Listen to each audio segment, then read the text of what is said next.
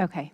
Let's call to order the Narragansett Town Council regular meeting. Today is February 6, 2023, and the time is 7:02. At this time, let's stand to say the Pledge of Allegiance. I pledge allegiance to the flag of the United States of America and to the republic for which it stands, one nation, under God, indivisible, with liberty and justice for all.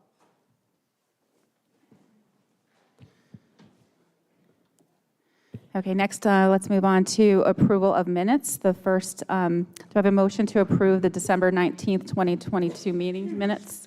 I'll make the motion. Second. All in favor? Aye. Aye. Motion by Councilor Cicilline Bonanno, seconded by Councilor Ferrandi. Motion passes 5-0. Next is, do I have a motion to approve the January 3rd, 2023 regular meeting minutes? I'll move the motion. Second. All in favor? Aye. Motion by Councilor Cicilline Bonanno, seconded by Councilor Ferrandi. Motion passes 5-0.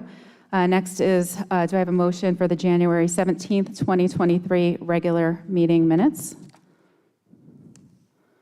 I have a motion? So moved. For the, what did you say? January 17th, 2023 regular meeting minutes. Do I have a motion?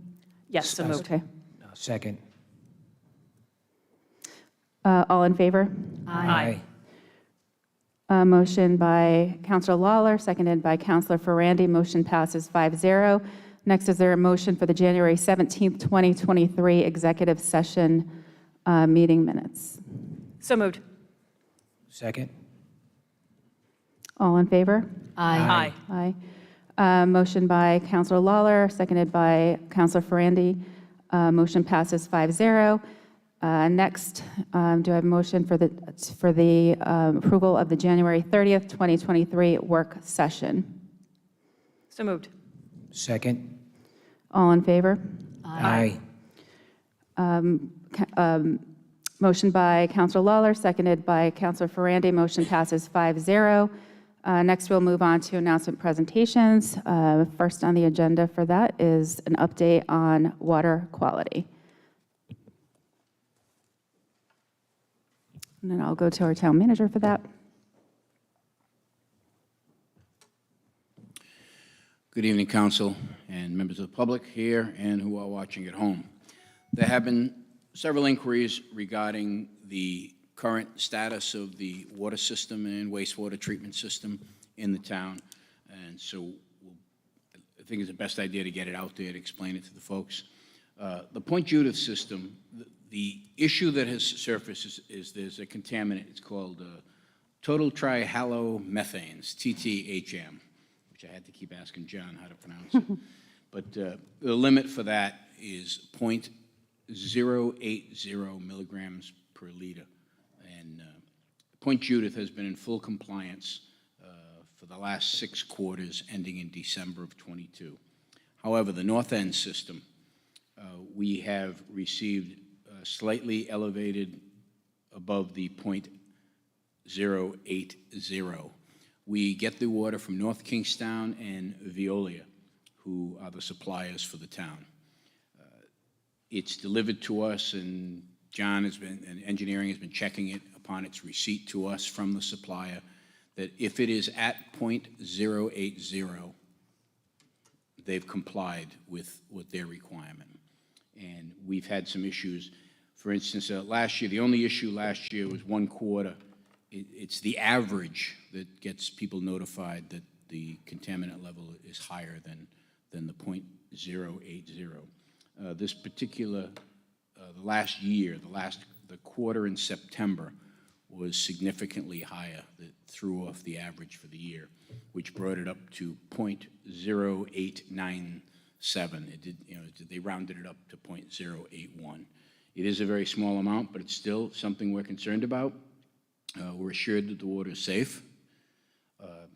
We have done regular flushing of the area in November of '22 in the North End, and that purges the stagnant water and cleans the pipes and reduces residue in the water. Additionally, it was done again in January. There was another flushing done targeting areas where we think that it may be coming from. But the town council also has appropriated $1,515,000 from the American Rescue Plan Act funds for the existing water system improvements. We have engaged, the council's vote was for Pear Corporation, and they have provided recommendations for water systems modifications, which will be continuing, they'll continue to do this. The town council approved the proposal at $92,000 for the engineering design services to prepare everything that we need to do to improve it. The work is beginning this month. The preliminary design is system piping modifications and new control valves, things that are needed. That ARPA funding would be used to institute these recommendations for improvement of the system. Like I said, the standard is 0.080 milligrams per liter, and in the North End system that was supplied by Veola from 10/1 of 22 to 12/31/22, which is the fourth quarter of the year, it was 0.0897, I believe, but they rounded up to 0.81, an excess of under 0.001. And they'll continue to do the flushing as necessary, and as we get more information from Pear, the engineering company, we plan to start instituting and using that $1,515,000 to institute these improvements. And as far as the water system goes, that's the update for now. And again, if anyone has any concerns, I'd like to speak to myself or the town engineer. I'll be glad to sit down with you, or speak to you on the phone or in person, and walk you through it with all the walk folks through it with all the documents. Anybody in town who's interested. As far as wastewater goes, one of the issues, we laugh about it, but flushable wipes, they are really clogging the system up, believe it or not. And they notice it at all the wastewater facilities and all the pumping stations. We have items that come before the council regularly for the repair of pumps. That's one of the reasons. Sometimes it's age, sometimes it's just abuse from systems like this. They don't break down as the way they're supposed to, and as we're told they are. So we'd ask people to be conservative in the use and don't dispose them in the sewer system. Oh yes, and a very positive note: the wastewater treatment plant and the staff, they've been awarded platinum status by the industry for having a 3-year period of gold awards, which qualifies them for the platinum status of having absolutely no disqualifying violations. And that's quite an honor for them, for John and for Scott Goodinson and his staff. And also going forward, the council also appropriated ARPA funds to rebuild and reconstruct the groin outside the wastewater treatment plant, which is another great improvement that will allow them to continue with the services that they provide. And if anyone has any questions. I have a couple of questions. The, that .0897 or .81, .081, so that was found in the most recent quarter as well as an earlier, or this is going back to a different period in the year, is that right? A different period. The high, 1 second, please. The quarters in 22, they're all significantly below the .08 category. Both the quarter 1 was in the .06 range. Quarter 1, .06 range. Quarter 2, 06 plus range. Quarter 3, hold on 1 second. Oh.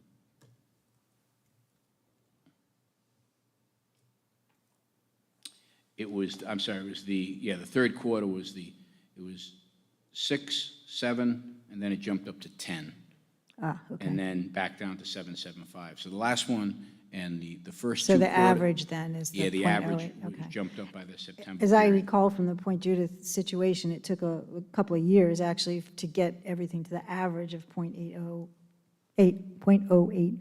And September is traditionally a difficult month. Right, right. I remember For that. some reason, I think the system gets overtaxed. John and I talked about it. Yeah. And again, we still haven't gotten to the bottom of it yet, but with the help of the engineering firm, working with John and the crew, I think we'll get there. We have the funding for it, and we have the desire to get it done. So I'm just asking this for the edification of folks. And I think that they can assume that it will still be over next quarter too, just because of the time it takes for the averages to work out, right? The first quarter of 23. I mean, the quarter won't be, but the cumulative number will be. I can't predict that. Well, I know. Yeah, it could very well be corrected by then, because, like I said, it was only the third quarter where we had that issue. And in 21, all 4 quarters in 21 were all below the threshold. Okay. Okay. And 20 was about 75, 25. Okay. I mean, I just remember from the Point Judith issue that it lasted a while, not necessarily because the quarters were over what it was supposed to be, is because of average or the cumulative average. So and I'm only bringing this up so that people know that, you know, it could be fine going forward, and still it might take a little time for the cumulative number to reduce. And again, if anyone at home or here has more questions, or they're uncomfortable with it, or they'd like it explained a little further, we'll be glad to sit down with them and go through it and share what we have. Thank you. I do. Yeah. Okay. Jim, can you touch a little bit on the water main breaks? There seems to be one right down the road right now. We've had a couple over the last couple of days. Yes, I've got to call in on that. I'm not quite sure. I believe that's connected to the work they were doing on that they didn't finish, but I'm not sure yet. I just noticed it myself. We had one on Boston Neck Road over the weekend, which was fixed that day, I believe. Cortland, we had another one, and is it Sealy? Yeah, Sealy. And all 3 of them have been repaired. One of them was found this morning. The other 2 were found over the weekend. They were all fixed, and they're all back up and running. It's an old system, a cold snap. I mean, and that's one of the things we're looking to address as we do the infrastructure work, not just what's on top of the road, but what's beneath them when we do it. That was going to be a follow-up question to you, is the infrastructure. I know we have an enterprise fund as well. I mean, do we need to tap into it at this point in time? It seems this is happening more often in the last year or so than in years previous.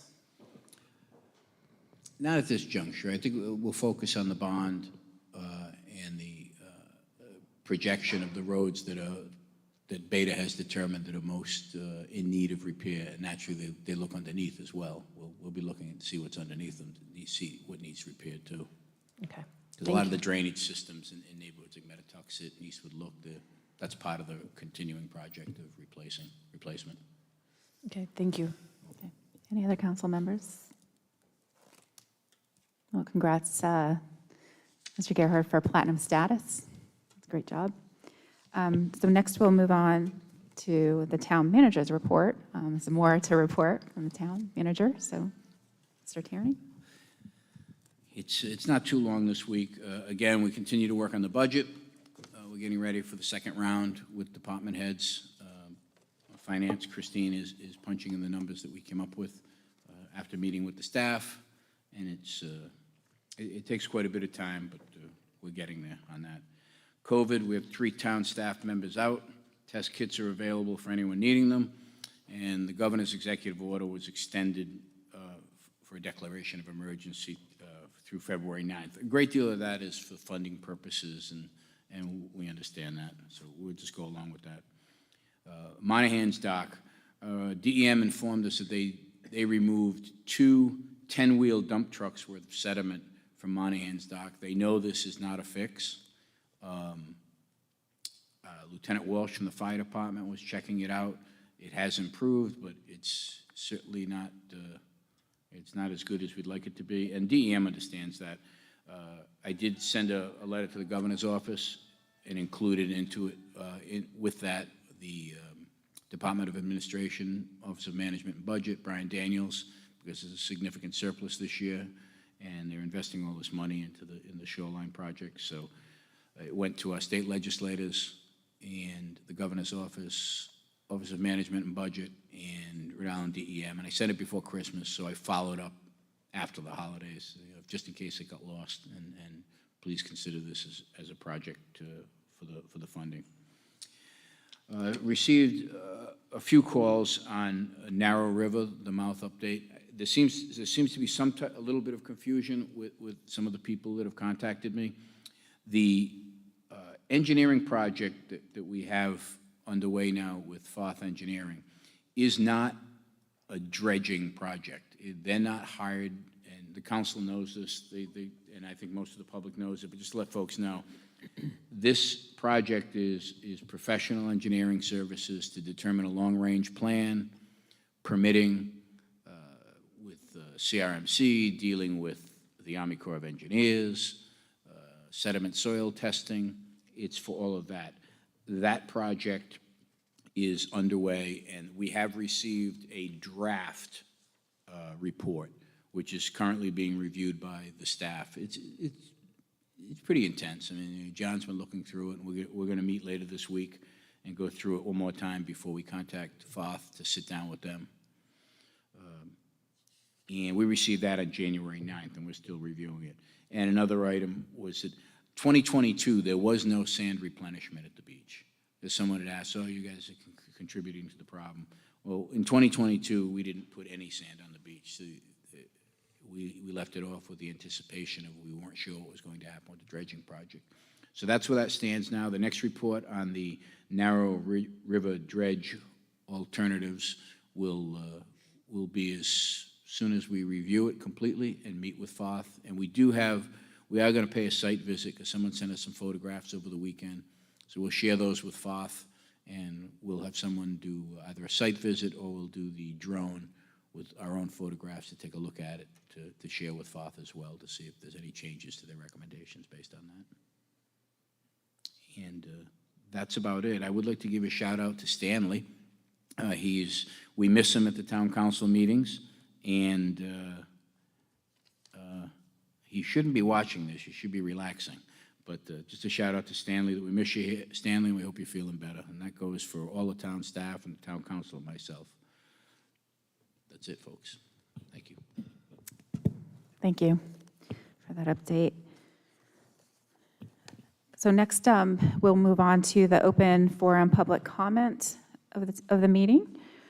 So we do have a sign-in sheet, so I'll just say that open forum public comment, this is the first time we're using the sign-in sheet, is a time for any member of the public to speak on a topic not on the meeting agenda. A sign-in sheet is available to members of the public who wish to speak during open forum public comment and located at the table in the back of the council chambers. Speakers will be called in the order as they appear on the sign-in sheet. Before open forum public comment is closed, members of the public who did not sign up will be given a chance to speak. Speaking in a meeting during open forum public comment is limited to 3 minutes. Speakers are required to state their name and address before speaking and are expected to conduct themselves in an orderly and respectful fashion. The comments of citizens accessing this portion of the meeting are neither adopted nor endorsed by the body, but heard as requested. So I know that the first it was Mr. Vangermeesh. I saw your name on there first, so I'm just waiting for the.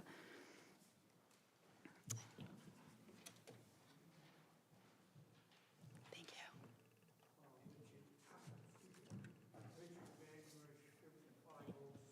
Oh, hold on one second. I don't think the mic is on. Yes, okay. The last time I performed any historical activism here was 2013 when we celebrated Narragansett 125, and James and Susan were on the town council then. And it took me years to get interest to the point where we had a committee. And I'm going to try again to be an activist in historical matters. I'm working with the South Kingston 300 committee and also with the Rhode Island 250 project. And we have 2 major events that happened here during the Revolutionary War in Narragansett. when obviously Narragansett was a part of South Kingstown. One of them was the visit by General Lafayette to the Hannah Robinson House on Old Boston Neck Road, which is the only surviving structure from the Revolutionary War, pre-Revolutionary War and Revolutionary War in Narragansett. He was on his way to meet General Rochambeau, obviously from France with the name Rochambeau, as an emissary from General Washington. And they met in Newport. He stayed at the, what we call now the Hannah Robinson House. And on his way to South Ferry, which wasn't very far away, for a rather momentous meeting between Rochambeau and George Washington's surrogate, Lafayette. And that happened in 1780, I think May of 1780. The second one is the only Revolutionary War victory in Rhode Island took place near the current lighthouse in Point Judith, a rather massive victory, especially when you didn't have any others in the state. And there was a capture of one large British ship, the Siren, and two smaller ships. They were captured off the coast of this Narragansett by North Kingston troops, South Kingston troops, and a mysterious bunch of troops from Massachusetts, which I cannot find out which town that came from. But this was a major victory. It's been covered a couple times, but apparently has never made it to where it should be. And we want to celebrate this 250th anniversary, and this is coming up in 2027, December of 2027. We, of course, are world famous, unfortunately.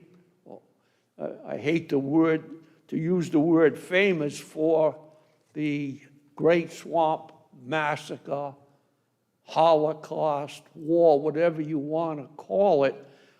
And that is coming up to its 350th year, and I call it a commiseration. It's not an anniversary, but it should be a commiseration. This is a world event. And many of the Narragansett tribe moved from Narragansett to the winter headquarters in the Great Swamp. And this, of course, is a worldwide event. So one point on the 29th day of October of this year, I am teaming up with my opera colleague that we did the Governor Sprague and his woman opera, and we're doing Act 2 of an opera, Canachet, the Narragansetts, and the horrible Great Swamp Fight. And that will be held at URI at 7 p.m. And it's a Sunday, October 29th. I'm doing a show again, for the third time on the split between Narragansett and South Kingstown. And so there were things going on, but we really want to get the town council to get involved with these two major events or three major events, because history does draw people. It's a harder sell than it used to be. It was a hard sell in 2013, but it worked. We had a number of great shows in 2013, and I'd like to hopefully have these great shows be supported by the Narragansett Town Council. Thank you, Mr. Vandermeesh. Next on the sign-in sheet is Ms. Belanoka.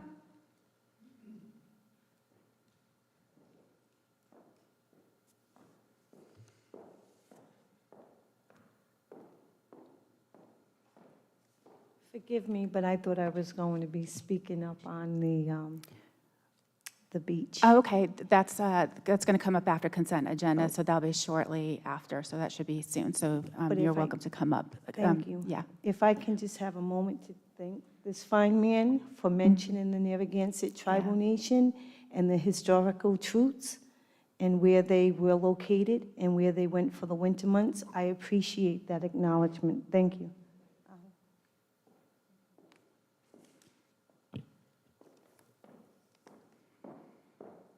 Mr. Randinoka, are you also going to be speaking later then? Okay, perfect.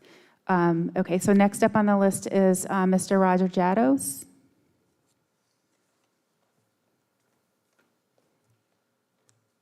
Hi, Roger Jadis, 1 Blind Brook Drive.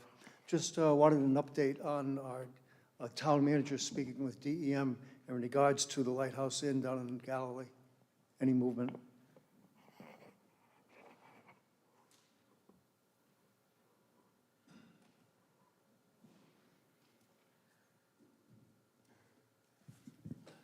I'll address the council. It's what it's supposed to be. Okay. But I appreciate it. Yes, we have spoken with DEM. We have communicated and spoken with DEM on a regular basis.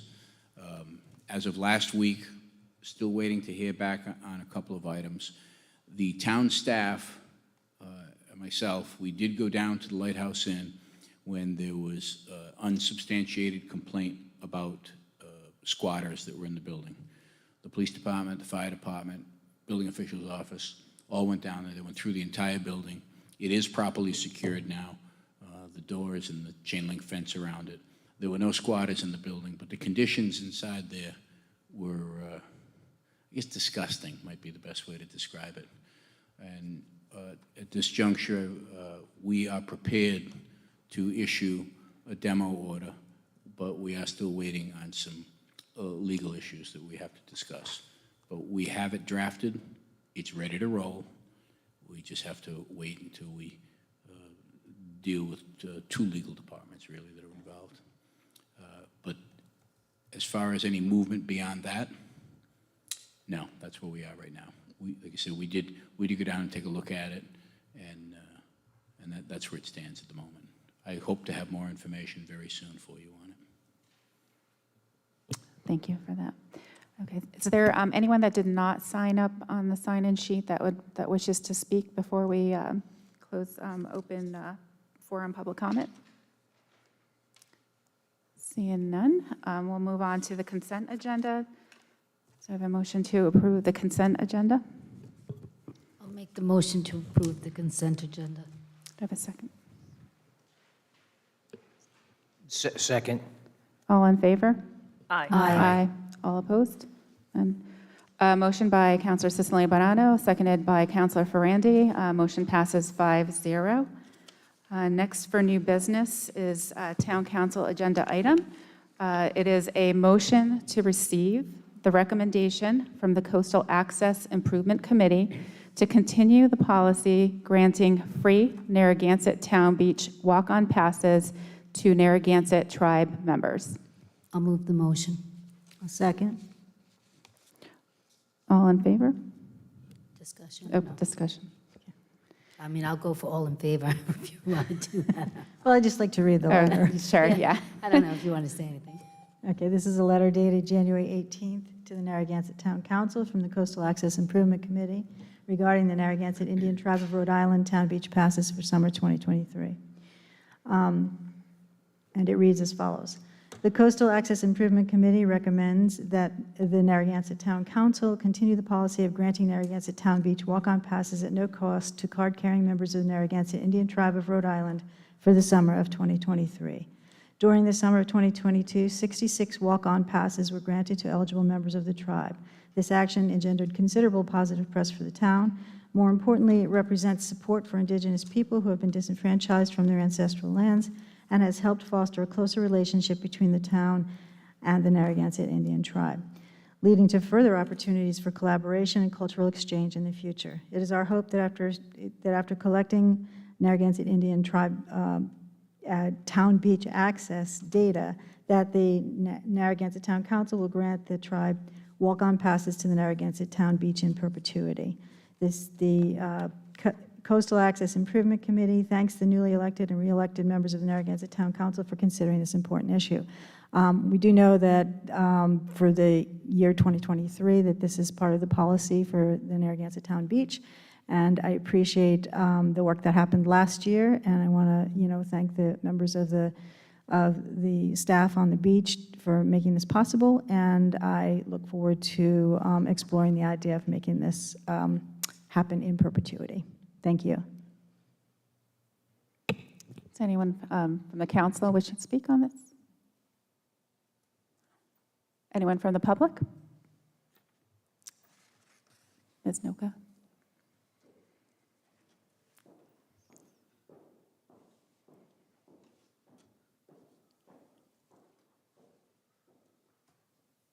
forget the timer.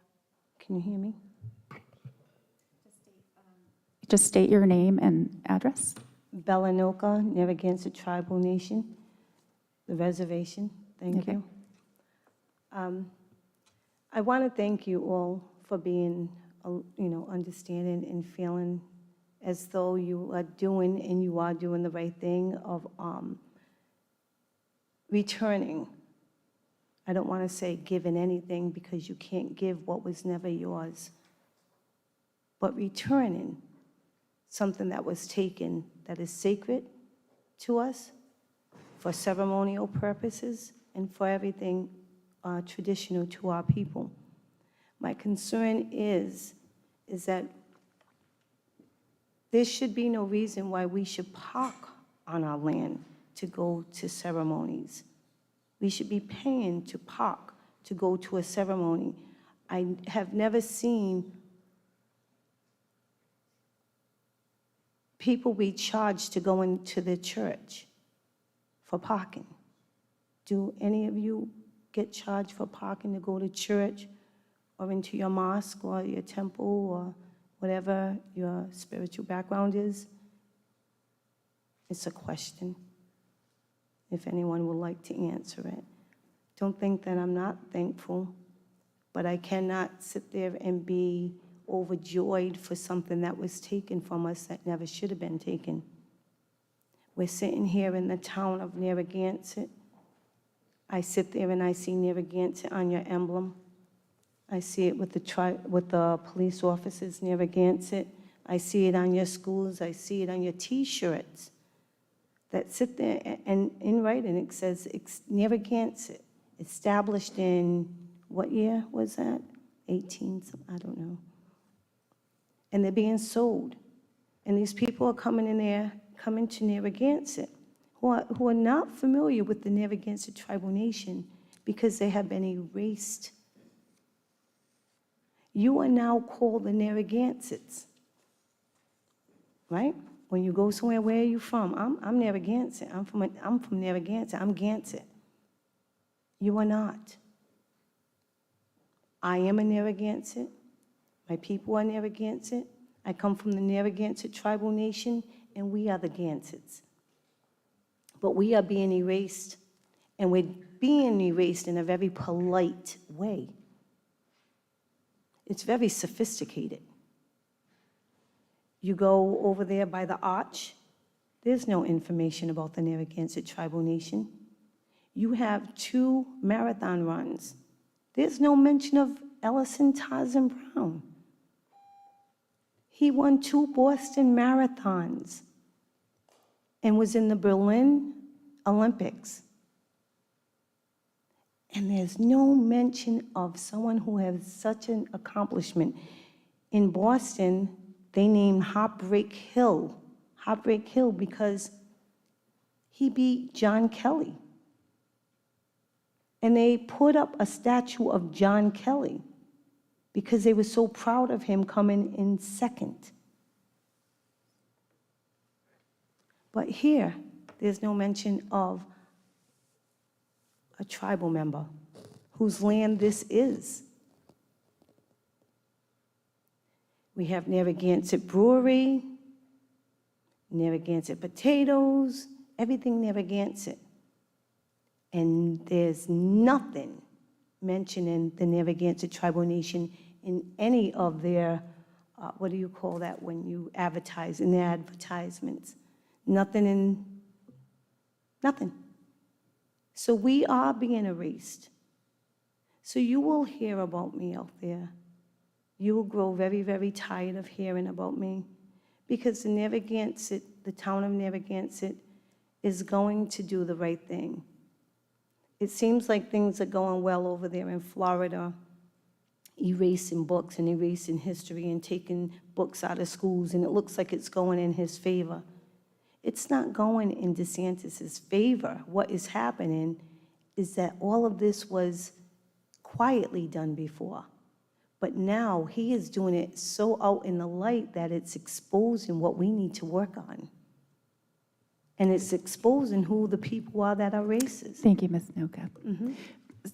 We're just going to be speaking on the agenda I item. get that, but Yeah. I understand that you're stopping me from speaking on that. I get that.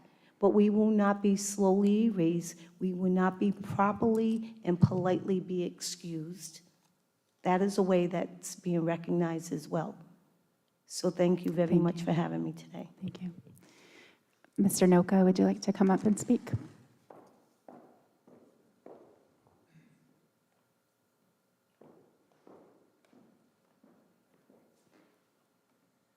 Good evening, Randy Noka, President of Richmond. Ancestors that lived everywhere in southern New England and are buried in quite a few spots in southern New England. Actually, my wife said a lot that I'm not going to repeat or need to go back over. There is a question that, I know it's a motion to receive the recommendation of the committee. If I could take a couple seconds of my time, what is involved with receiving versus approving? So the motion was put on by Councilor Kopech. Well, the actual document was created by the Coastal Access Committee. Then we realized that, in fact, it's already part of the policy. So it's not a request. It's just, it's already done. Okay, all right, I wasn't sure because receiving versus all the other ones had approved. Yeah. Yeah. Okay, so it's just moving on with it So it's from already last part year. of the policy. It's just, It's right. it was just like as Councilmember But Kopech said. what happened last year was there was some discussion about, seeing what would happen after a year. That's where the letter came from the Coastal Access Committee. But the fact of the matter is that it's already policy. Excellent, and now it's to approve, continue it as policy. Yep. Just receiving it, yes. Oh, I Okay. appreciate the committee's work, for last year and having it presented to the council. I know we were at the meeting last year when it was brought up and voted on, and, it's certainly a step in the right direction. There's a lot that may not ever get done that could be done that would make things more right or correct or having things exposed. Bella mentioned, things going down in Florida. And there's a lot that could be done. There's a lot that needs to be done. A lot that may never get done. But the small steps, not taken away from this, I'm not cheapening it by saying gesture, but the small steps keep the hope going of those that, not just the tribe, but those that recognize what's wrong, those that recognize the injustice, those that recognize things that are wrong. And when something is done that corrects it, if only in a little way, then it's a step in the right direction and hopefully one of many steps to come. So I appreciate the opportunity, the council doing the right thing and continuing it, and then, yes, make it in perpetuity. That would be even more. And as Bella mentioned, the parking, but that came to be something that was put off last year, and hopefully the council considers that also. But again, thank you. Thank you. Anyone else? Okay, so Again, this is a motion to receive the recommendation from the Coastal Access Improvement Committee to continue the policy granting free Narragansett Town Beach walk-on passes to Narragansett tribe members. All in favor? Aye. Aye. Oh, okay. All right, so we're receiving it. Got it. Okay, so next, moving on to the police department agenda items. So there is a motion to approve this request, to allow the town to hire certified police officer lateral transfers at the starting salary step that corresponds to their years of experience as a certified officer, and authorize the town manager to sign a memo of understanding addendum to the agreement between the town of Narragansett and the Local 303 International Brotherhood of Police Officers Collective Bargaining Agreement. I'll move the motion. Second. Okay, Mr. Tierney, would you like to discuss this? Sure. Across the nation, police agencies have had difficulty recruiting people, both small and large departments, because of the tone, I think, in society now. And departments are reaching out for quality candidates. Narragansett has been very successful recruiting qualified, educated, good officers to do a great job, and they'd like to continue doing that. And it's up to a struggle now. We have one opening right now, and the deadline is the end of the month, and we have 7 applicants. Years ago, you'd get dozens or 100 applicants for a position. 7 applicants, and it's been posted for a little while now. This simply would change to be more competitive, along with many other departments in the state. Providence, which shocked me that they finally agreed to lateral transfers from other departments. What it would mean is if Narragansett was recruiting police officers, and I'll use an example, a 3-year police officer, perhaps from any other department in the state who's post-certified, which is the police officers' standards and training standard. If they're post-certified, they're a police officer, say they did 3 or 4 years in East Providence or South Kingstown, and they wanted to apply to the town of Narragansett. They would, if they had 5 years on, say, if they came here right now, their salary would be entry-level police officer, not giving them any credit for their 5 years of honorable service.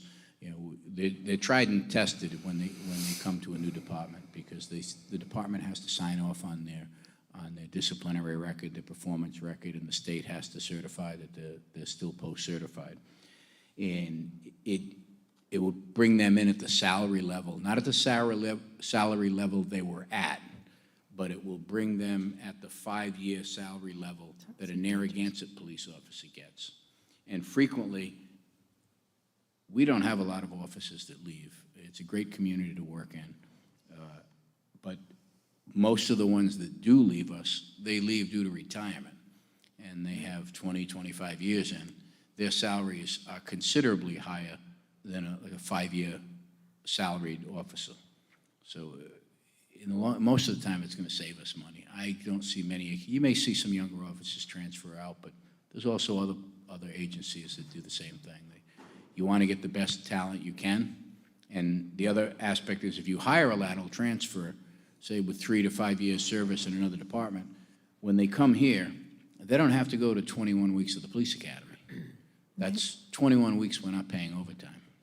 They do an abbreviated course of the field training officer program, which is much shorter with a seasoned officer. They simply just have to learn the lay of the land and the rules and regulations and procedures of the local department through a training officer program. I think this is an excellent idea to recruit new officers, and I applaud the chief, and the union also supports it 100%. We have an MOU ready to go if the council approves it, and that's it. I think it's needed. Thank you. I think it's probably needed in every community. Yeah. Any discussion from the council? I just have a question, Jim. Councilor Miranda, okay. Go ahead. Thank you.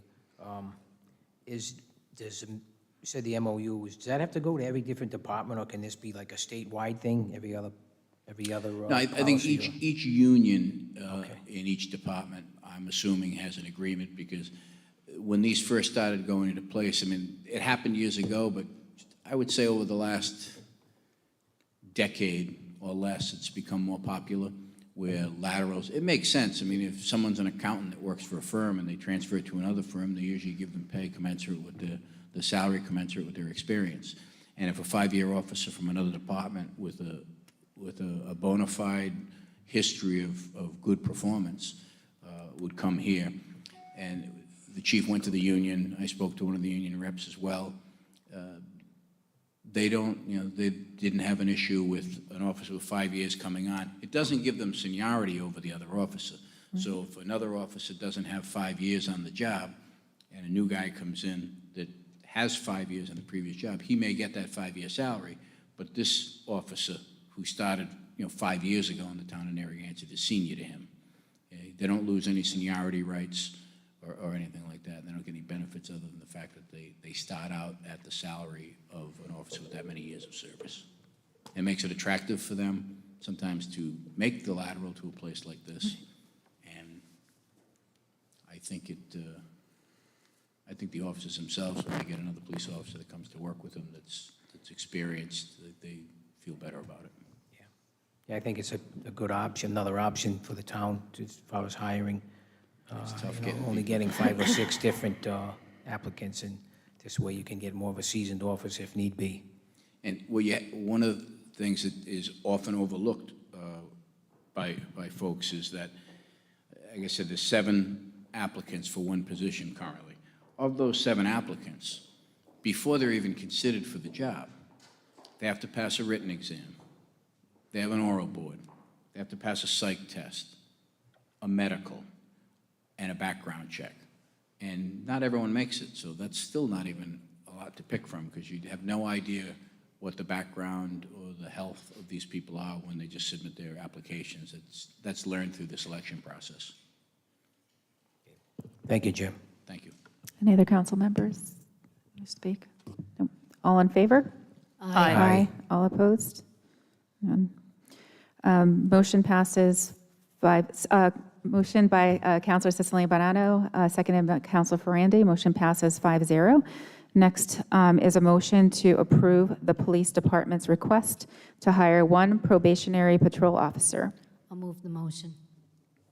Second. Discussion?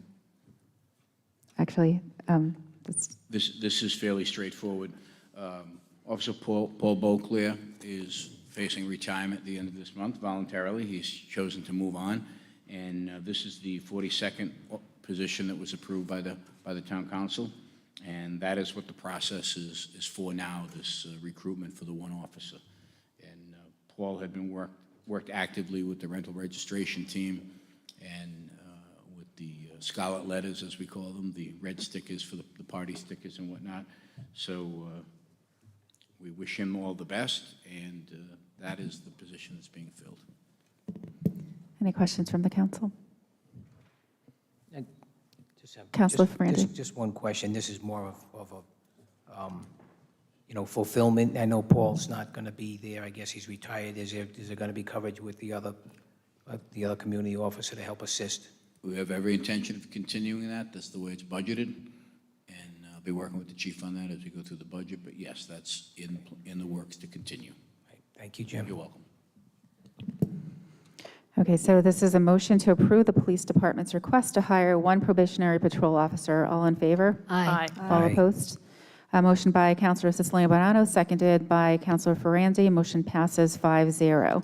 Next, from the Finance Department, we have a motion to award a bid for 2023 statistical reappraisal services to the second lowest bidder, Northeast Revaluation Group, LLC, in the amount of $195,000, and authorize the town manager to sign the contract after review by the town solicitor.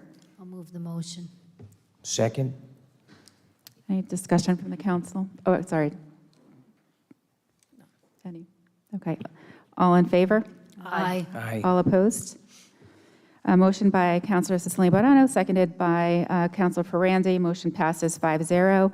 Next is a motion from the Finance Department to approve the 2022 task orders professional services with GZA Geo-Environmental Incorporated and their partner Parametrics for disaster recover administrative services for COVID-19 in the amount of $9,701.25 and administrative services for American Rescue Plan Act in the amount of $9,523.50 for a total of $19,224.75. I'll move the motion. Second? Any discussion? Can I just make the point that this funding is 100% reimbursable, correct? Yeah, Correct. okay. FEMA. FEMA, yep, those guys. Okay. All in favor? Aye. Aye. All opposed? Motion by Councilor Siciliano, seconded by Councilor Ferrandi. Motion passes 5-0. Next, from the Public Works Department, we have a motion to approve the purchase and installation of steel-backed timber guardrails for areas on 2 newly paved roads, Circuit Drive and Old Boston Neck Road by Sprague Bridge from Sole Source Construction, LLC, in the amount of $48,800. I'll move the motion. Second? Discussion? All in favor? Aye. Aye. Eva, we have one person that wishes to speak. Oh, I'm sorry. Mr. Friday. Mr. Thank you, council members. Rupert Friday, 113 Montauk Road, Narragansett. I request that you amend the contract for the guardrails that's in front of you to remove the guardrail along Circuit Road. I suggest that the guardrail along Circuit Road isn't necessary and actually will make the road more dangerous for pedestrians. And I have a couple pictures.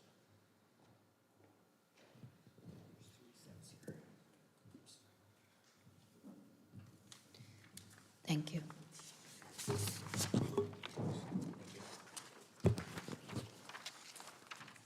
So Circuit Drive is, it's a small neighborhood street, and the stretch between Wampum and Canonicus is short.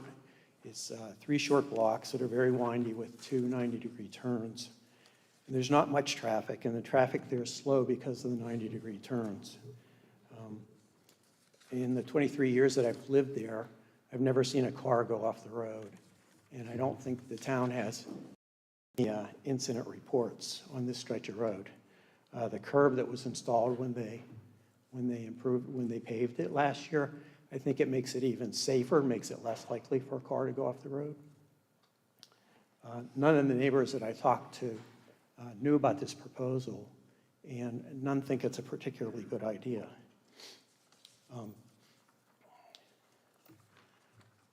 Well, I think the guardrail's not needed for automobile safety because, as I said, I've been there 23 years. I've never seen a car off the road. I've talked to neighbors. They've never seen a car off the road in more years than I've lived there. The street, Circuit Drive, is very popular for walking and dog walkers. And putting a guardrail in will make it difficult for dog walkers to get off the road and for walkers to get off the road when a car comes around the narrow curve. So the town's comprehensive plan has policies to integrate complete streets into all local projects and to promote walking and bicycling. And I think a guardrail proposed along Circuit isn't necessary for automobile safety, and I think will make things less safe for pedestrians. And I'd be glad to answer any questions.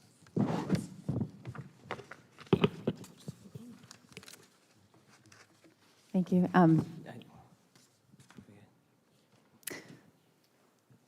me just ask, Mr. Terry, do you have any rationale? I didn't see any rationale for this. If you could just kind of give some background on this. Yes, Mr. Friday did call me the other day, and I did speak to him about it, and he said that he was coming in this evening. The guardrail, the Circuit Drive, Beta Engineering looks at all our roads and all the designs, and there was a recommendation from the engineering firm that this would be prudent and recommended. And we usually go along with contracted engineer service for roadways, just like when they give us the prioritization for roads in town, we also stick to that because they're the pros as far as that goes.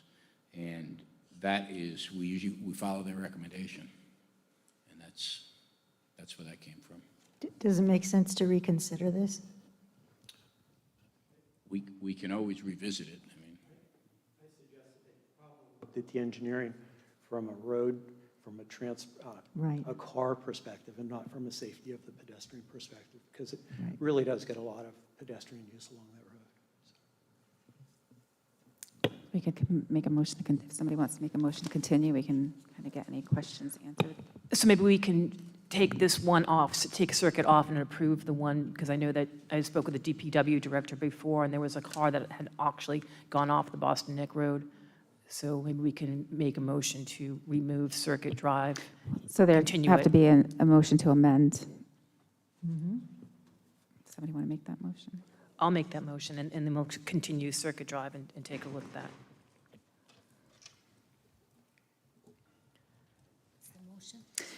that. So I just need a second. So the motion is to amend, well, so it's a motion to amend the motion to purchase and installation of steel back timber guardrails areas on 2 newly paved roads, well, for the 1 newly paved road, Boston Neck Road. Old Boston Neck Road. Old Boston Neck Road by Sprayed Bridge from Sole Source Construction LLC in the amount of, I guess it would be. It's going to be a different, It would be different, it'd be 24,400. Might not be, it might be different. no, it's on there. No, The it's on there, estimate is 24,400. for each one. I'll second the motion. I already seconded it. I'm sorry? I believe Deb already seconded the Okay. motion. Okay, so all in favor? Aye. Aye. All opposed? No. Okay, so motion by Councilor Lawler, seconded by Councilor Kopek. Motion passes 5-0. So I guess, do we have to go back to the original motion since it's 2? Not the way you read it. Okay, Not the way you amended it. so, So you don't have to go back to the okay, main motion. okay. All Thank right. you, Rupert. Thanks. Okay, so now it's actually 7:59. We're going to move on to go to our public hearing portion of the meeting. So at this point, we do a motion to open and hold a public hearing to consider various text revisions to Section 5 of the zoning ordinance entitled Historic Districts. Do I have a motion to open and hold? So moved. Second? Okay.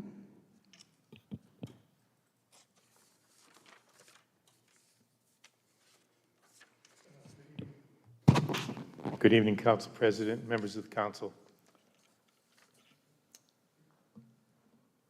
Tonight, I'm going to be reviewing the text of an ordinance. Pardon me while I do a little housekeeping here.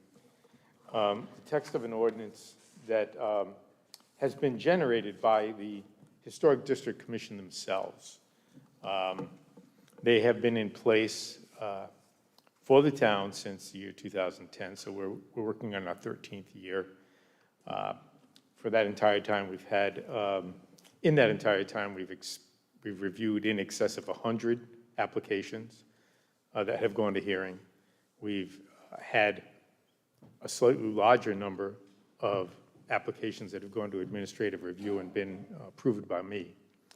So we're very, I'd say, experienced in what's working and what's not working. And one time, I believe it was in 2015 or so, we came to the council to update and improve the ordinance to make it a little bit more streamlined. And tonight we're doing the same thing yet again. Once again, we've learned from our experiences. So the revisions that were generated by the HDC are intended to clarify certain provisions, provide a streamlining process, and in a few of the cases, a few of the elements that you'll see tonight, they are just to correct some basic errors, to do a little housekeeping. So I'll point that out to you as we go along. Let me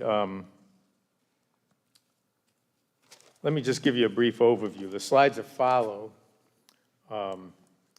are in the sequence that the ordinance is written in. So for the public, this might be a little difficult to follow because I'm going to be making references to changes in how the administrative officer does his work. And I'm going to be going back and forth to that as we go through the different sections of the ordinance. And all of these things are necessary because you need to have cross-references within the ordinance to make certain that the job that's being done by the administrative officer is clear and has the proper steps involved, pointed out, clarified, and codified. Tonight you'll see a new definition called limited new installation. I'll show that to you in a moment. We'll be referring to recently enacted tax credit program that some of you were on the council when that ordinance was put in place. We'll bring the list of historic districts up to date. That's a housekeeping item. We'll be talking about authorizing e-permitting for administrative approvals. Just a quick aside, we have had electronic permitting in effect in the town for, I think it's going on 3 years now. And we have worked in and made it more more broad sweeping, I should say, so that administrative approvals of historic applications can be done through that framework. The larger part of my discussion will go to the list of actions that the administrative officer is authorized to sign off on without sending an applicant to a public hearing. And right now, the primary types of activities that can be approved by the administrative officer are limited to roofing and siding. There's a few other things that can be done, but reshingling your roof or reshingling the side of your house, if done in kind, does not need to come to the Historic District Commission. But I'll be going through a longer list of that tonight. And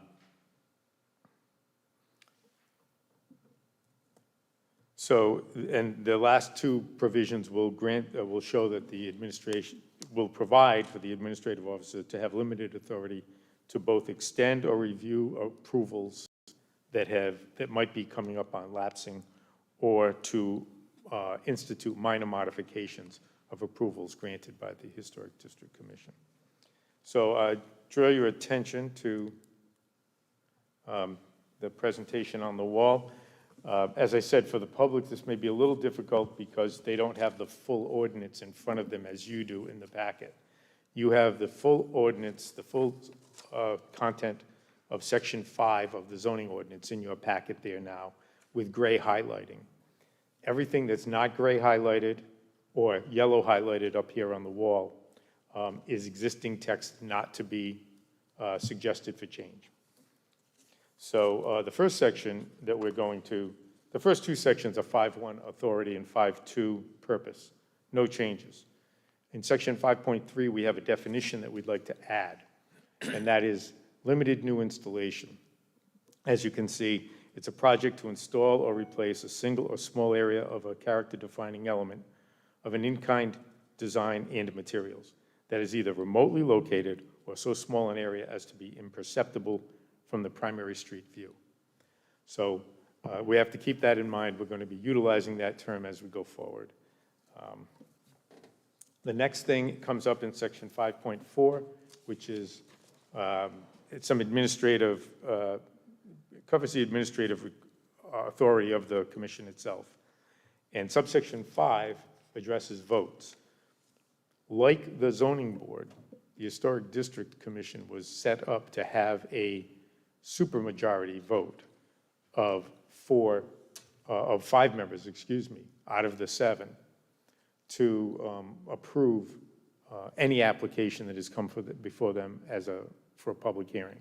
So if someone wanted to build an addition or take off a corner of the house, revamp the front porch, demolish a house, they would need 5 votes out of the 7. As you may know, there was a law passed by the General Assembly this last spring to remove the supermajority requirement for the zoning board. So the zoning boards now do not have to have, in their cases, 5 members. The zoning boards do not have to have a supermajority of 4 votes to pass a request. They only need 3, a simple majority. So the Historic District Commission, they rarely run up against a problem where they had a problem with having 4 or 5 people in favor or opposed to a particular application. One came up just within the last 6 months or so that got 4 votes for approval, and yet it didn't pass because it needed 5. So they agree that they should, in concert or in parallel to the amendment that the General Assembly's made for the zoning boards, that they should also amend their majority vote requirement to be a simple majority. Down below that, under powers and duties, we're suggesting to add this reference. Now, you may all recall, that those of you who were on the council in 2016, that we passed a tax credit ordinance.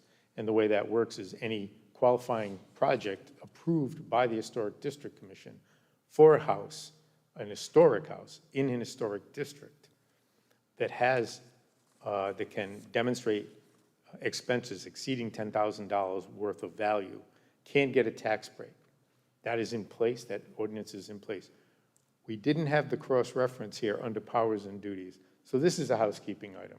All this is saying is what we know the Historic District Commission has the authority to do. And there's nothing new in there. Chapter 1032 that we reference on the second line is the title of the chapter of the code that the council approved back in December of 2016.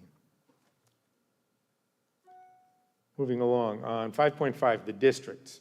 All this does is enumerate the number of local historic districts we have.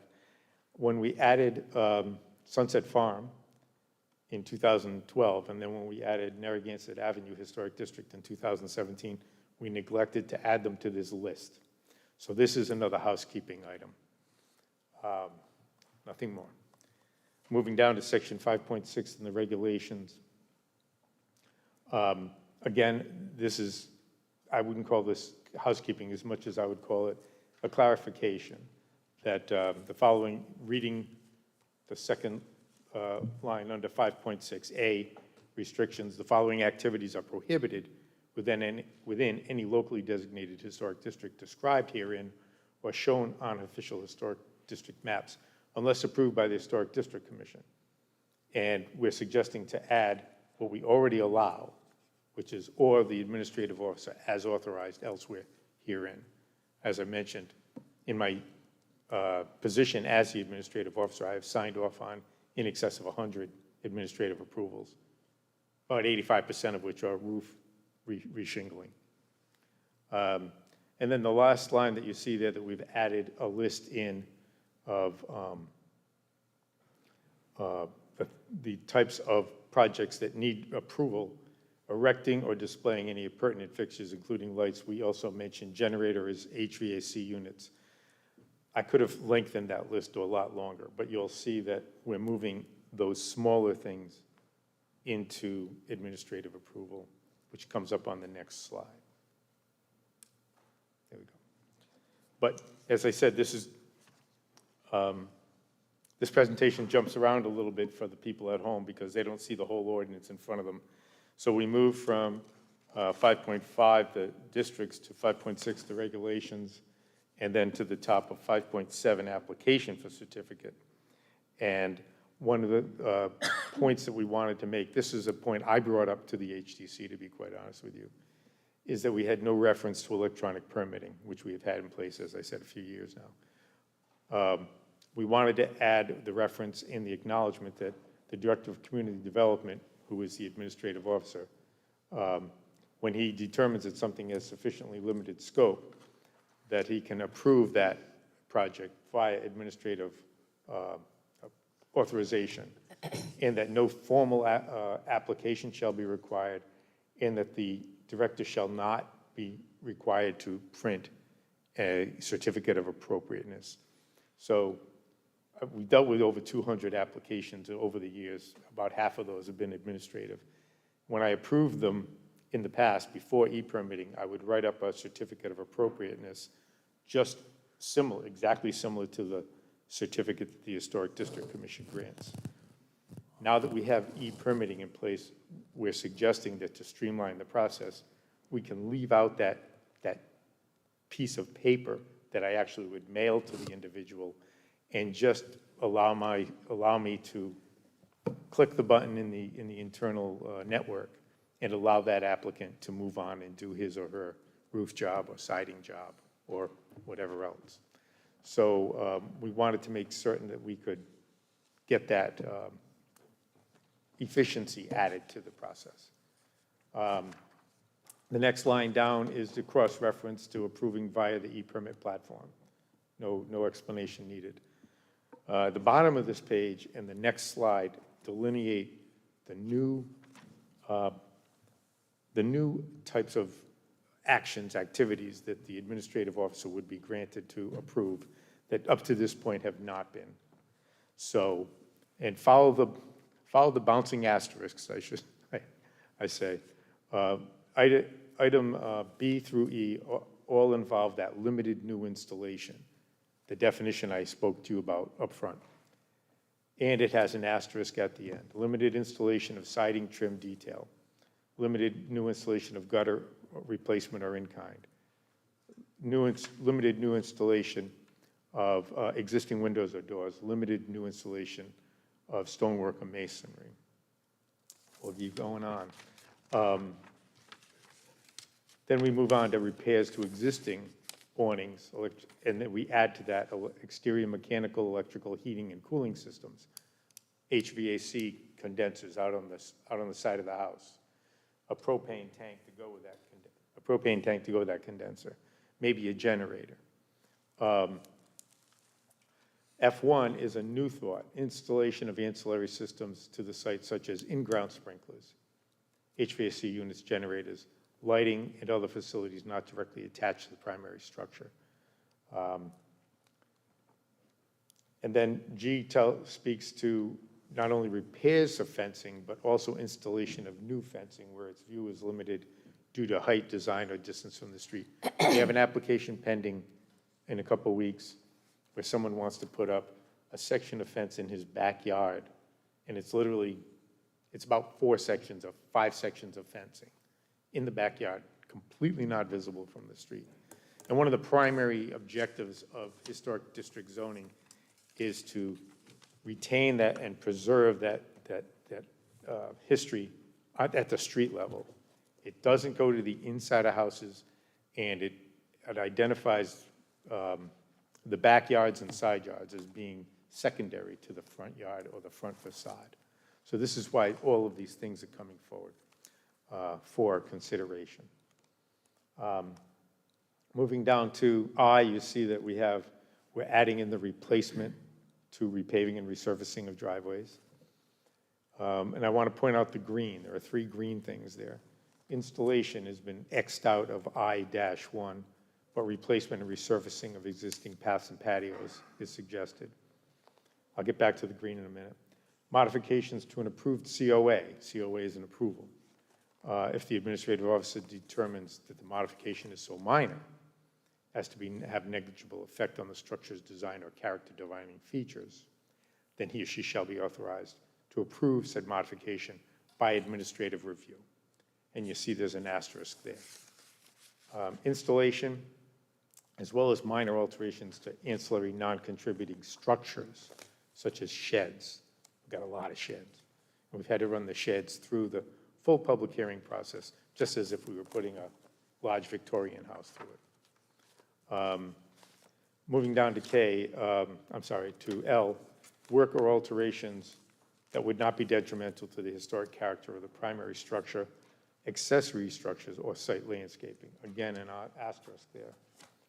And finally, M, placement of temporary structures on site. We've had this come up. It came up with Middlebridge School. When they tried to, during COVID, they wanted to move the students out so they had fewer people per class. They used some temporary buildings on site to be able to spread the students around. That had to go through public hearing. Now, the asterisk, that's at the bottom. It says, for these actions, anything with an asterisk, the Community Development Director shall not issue an approval until after conferring with the Chair of the Historic District Commission on appropriate action. Now, as you see in green, the green is stipulations suggested by the Planning Board. So above, they suggested taking out installation. On L, they suggested that that should be something that is conferred with the chairman. They put an asterisk there. And they add the language, and if no agreement is made, then the application shall be forwarded to the commission for a formal hearing. So the idea there is if I or the person, the administrative officer doing this job and the chair don't agree, it automatically has to go to hearing. We have a few other small things. We want to make certain that if the applicant doesn't respond to, once we've sent back an incomplete application, if the applicant doesn't respond within a period of time, that the application is incomplete. And they would have to resubmit. Under decisions, clarifying in that middle paragraph there, that approval shall be for a period of 1 year. Currently, that's where the period is in that sentence. We want to point out that in which time the applicant must request and receive a building permit. That's a very parallel provision to what the zoning board has on the books for their approvals. When the zoning board issues an approval, if a building permit is not requested within a year, they have to go back. Actually, they have a 2-year window, excuse me. And then the last is extensions of time and renewals.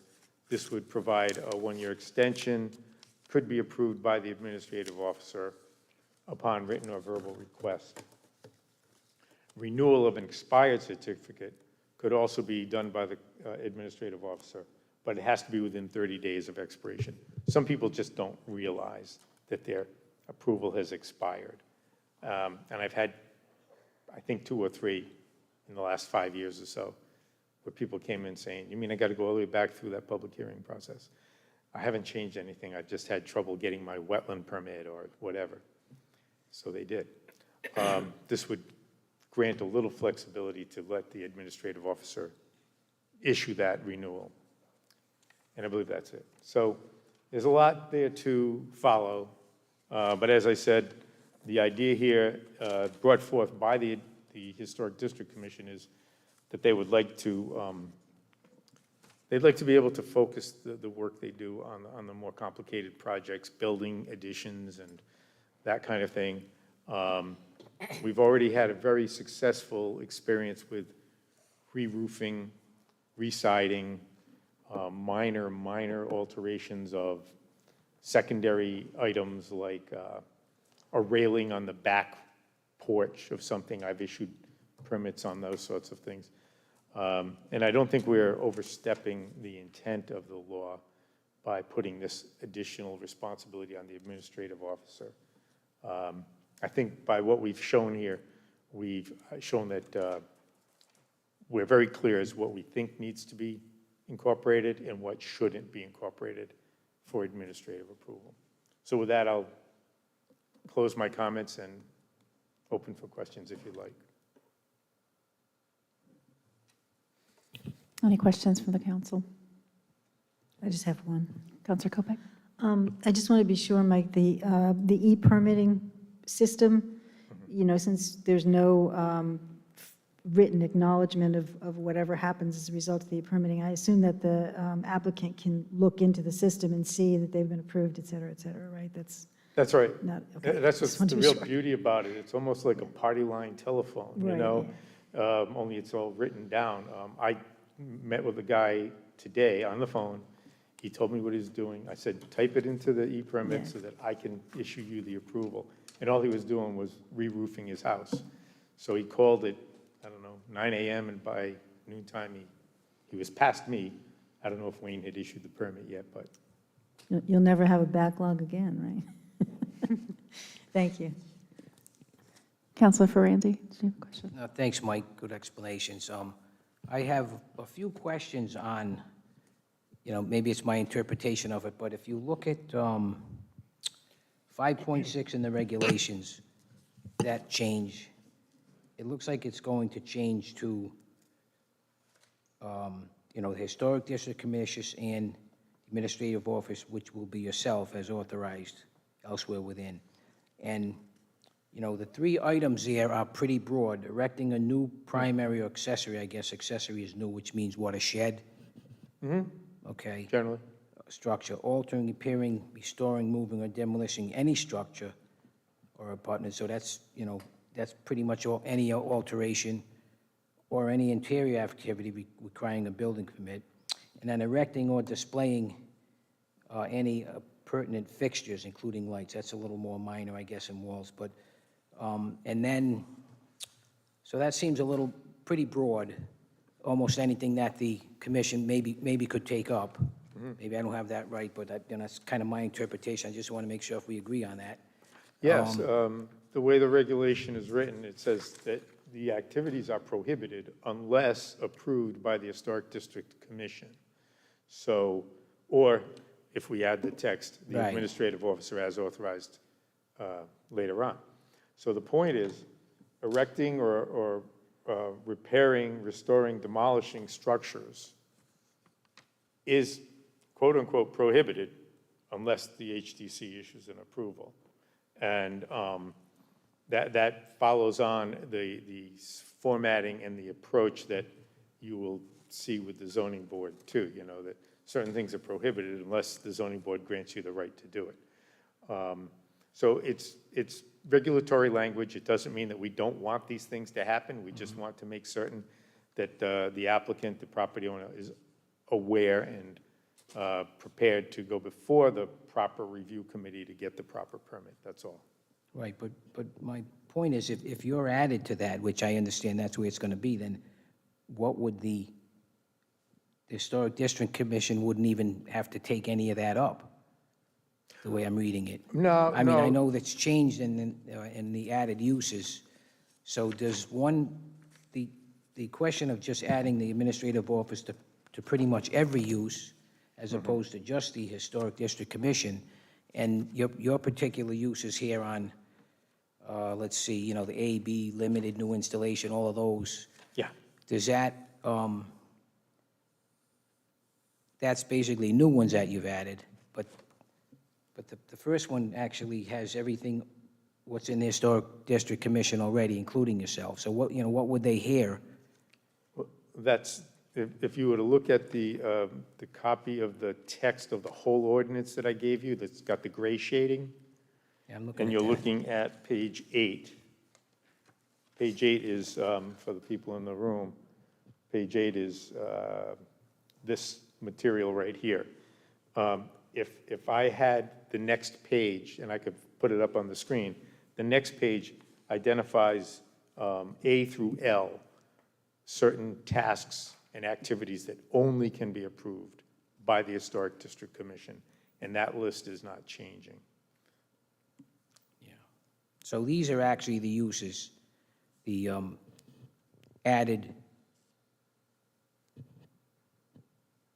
reasons that it needs a review. Well, actually, what's being done is some of these projects, the things that are highlighted here, are required to be reviewed by the Historic District Commission. They're basically saying to you that they would rather have those removed from their authority because they're small. They have very marginal impact on the historic character of the structure itself. So they're asking you to move those into the administrative review category because there have been nights when we've had 5, I think as many as 5 public hearings in one night, and 3 or 4 of them might have been HVAC condensers or whatever, and then there's one with a big addition on the house, and they'd like to be able to focus their attention on the really significant things that can architecturally impact the character of the home. So in other words, they've made a decision that they want to look at bigger projects or, ones that are more involved as opposed to what they what they did before? Yeah. And let the officer, being yourself, be able to approve some of these small ones.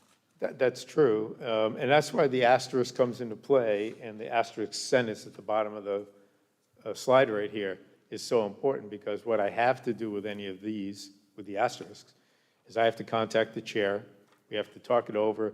The way we do this is I would email him the documents, copies of whatever's sold to me, submitted to me, and then I'd wait a day, he'd get to look at it overnight, then he'd contact me back and say, gee, Mike, that looks like a really complicated one. Let's not do that. And I'd say, fine. That's going to go right in front of the commission. I'm not going to handle that administratively. Right. So if he wants something in front of the commission, something as simple as, a limited installation of new siding on a part of the house that didn't have siding, so be it. Yeah, I just want to make sure, I know it took a long time to go through this and finally get it here. I just want to make sure there's no, the essence of what a historic building is and all of that is able to be kept. And even if it is a little extra review and not so much where it's too minor and that it's, we don't kind of water it down if we don't have to. I'm not saying it is, but I'm just saying, everything's important on some of these historic things, even though, times change, people want compressors and things like that, and, generators and all that on their property. So I just, like I said, the only thing I had an issue with was just that one in the 5.6, how it almost brings everything, but just saying it's not everything, it's only the items in the next page over at On page 9. page 8 and 9. Yeah. Okay, as long as it just reads a little different the other way. Well, In it's- 5.6, it almost looks like the control is between you and the commission totally, and the commission can be not, you can approve something that the commission can't or shouldn't be. And I don't think that's the intent. I mean, it just sounds like it was like that. Well, we had many lengthy discussions on it. I think we started this discussion in August or September last year, and it was a constant discussion item on, I guess it was 3 or 4 different meeting nights, where I put together a list that was somewhat like this, and we debated it and discussed it and cut things out and reworded things, and we kept going through it until they all said to me, pretty much in unison, that they were satisfied with this proposal coming forward. Okay, thank you, Mike. Thank you. Anyone else from the council? Anyone from the public wishing to speak? Hearing none. Do I have a motion to close the public hearing? I'll make a motion to close the public hearing. Second. All in favor? Aye. Aye. All opposed? Motion by Councilor Cicilline Bolano, seconded by Councilor Ferrandi. Motion passes 5-0. So moving back to the Public Works Department, we have a motion to approve the repairs to the front and rear of the DPW salt barn to be completed by Abcor Restoration Company Incorporated in the amount of $49,860, utilizing the General Construction Services contract. I'll move the motion. Second. Discussion. All in favor? Aye. Aye. All opposed? Motion by Councilor Cicilline Bonano, seconded by Councilor Ferrandi. Motion passes 5-0. Next is a motion to approve the required maintenance to the retaining wall along Sandy Beach Road and waives the current policy to use the miscellaneous repair and construction contract for this project to be completed by George Sherman Sand and Gravel Company Incorporated in the amount of $65,000. I'll move the motion. Second the motion. Any discussion? All in favor? Aye. Aye. All opposed? Motion by Councilor Cicilline Bonano, seconded by Councilor Ferrandi. Motion passes 5-0. From the Engineering Department, we have a motion to accept a grant in the amount of $339,456 from the U.S. Department of Commerce Economic Development Administration to fund the development of a wastewater facilities plan amendment and authorize the town finance director to sign the financial assistance award for same. I'll move the motion. Second? Discussion? All in favor? Aye. Aye. All opposed? Motion by Counselor Cicilline Bonanno, seconded by Counselor Ferrandi. Motion passes 5-0. Next on the agenda is a motion to introduce, read, pass, and accept as a first reading an ordinance and amendment of Chapter 78 of the Code of Ordinances of the Town of Narragansett, Rhode Island, entitled Utilities, Article 3, Sewers, Section 78-401, Levied Sewer Lot Development Fee. I'll move the motion. Second? Any discussion? All in favor? Actually, can we just have a little explanation on that? Sure. Oh, to Jim, or whoever he wants to direct it to. Yes, good evening again. The town has had the sewer lot development fee in place for properties for years, and where an assessment has not been applied previously, this will try to address that. The fee structure is written in here now, but at this time, one of the major items that we propose is to revise the existing ordinance to remove the option to defer payments over a 4-year period. The system we have now for collecting and monitoring this, it's time-consuming, it's burdensome, and we're trying to make it more efficient. The system we have is not good. We're working with another vendor now to develop a better system for the collections, and this will amend the ordinance to allow us to do that. Thank you. You're welcome. Any other questions or comments? Okay. Okay, all in favor? Aye. All opposed? Motion by Counselor Cicilline Bonanno, seconded by Counselor Ferrandi. Motion passes 5-0. Next is a motion to approve the contract with the GZA Geo-Environmental Incorporated for administrative services during construction for Middlebridge Coastal Adaptation Project in the amount of $10,100 and at their quoted hourly rates. I'll move the motion. Second? Discussion? All in favor? Aye. Aye. All opposed? Motion by Counselor Cicilline Bonanno, seconded by Counselor Ferrandi. Motion passes 5-0. Next is a motion to approve, ratify, and confirm change request 6 and 9 with E.W. Bourbon Incorporated for the Maury Luntgens Memorial Library renovation project in the credit amount of $16,419. I'll move the motion. Second? Okay, Mr. Tierney, would you like to explain this one? Yes. With any major project, there will be change orders, both credits and debits. We do have an owner's project manager on site, Keo Construction, and HBM Engineering, who works for us, and John's office as the town engineer. Any recommended change orders from the owner's project manager, they do not have the authority to authorize the expenditure. We take their recommendations between HBM and Keo Construction, and they meet promptly and discuss with John promptly with their recommendation, and they provide it to us. Any change order, up to 10%, the town administration or the town manager can approve. In this instance, it's been a very well-known project in the community. We all want to see it come to completion, and this is nothing will change as far as the town policy of approving change orders, whether it be a debit or a credit. It will be done swiftly unless it's over the 10%, and then we'll consider it at that juncture. But right now, anything under the 10% will be approved promptly upon the recommendation of Keo, HBM, and the town engineer, and there will be no delays in the project as a result of that. That's the standard procedure. The only recommendation, the only difference on this right now, which is similar to the project when the town dealt with the building of the public safety complex and dealing with the multiple changes in the Motorola contracts involving different jurisdictions. All change orders came before the council. I think Jeff Cesarine, I think, was here at the time. They came before the council.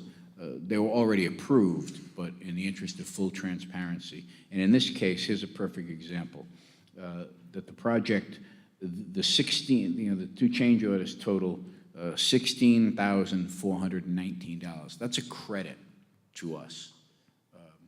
And these will be reported to the council publicly, the credits and the debits. We expect them, as with any project, but there will be no delay on the approval of the appropriate orders. They'll be swiftly approved, and then I will recommend that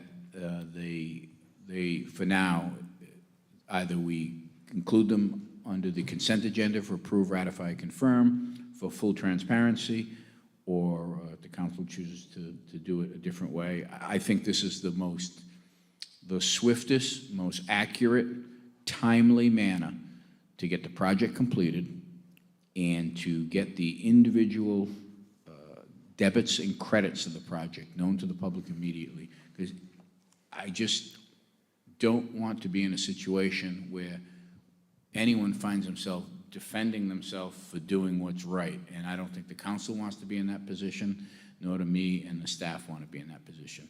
If a change order comes through, we approve it, there's no delay, boom, it's public, approve, ratify, confirm, but no delays to the project. And that is why I want to speak on this. Just that's my plan going forward with it. Again, we're following the regular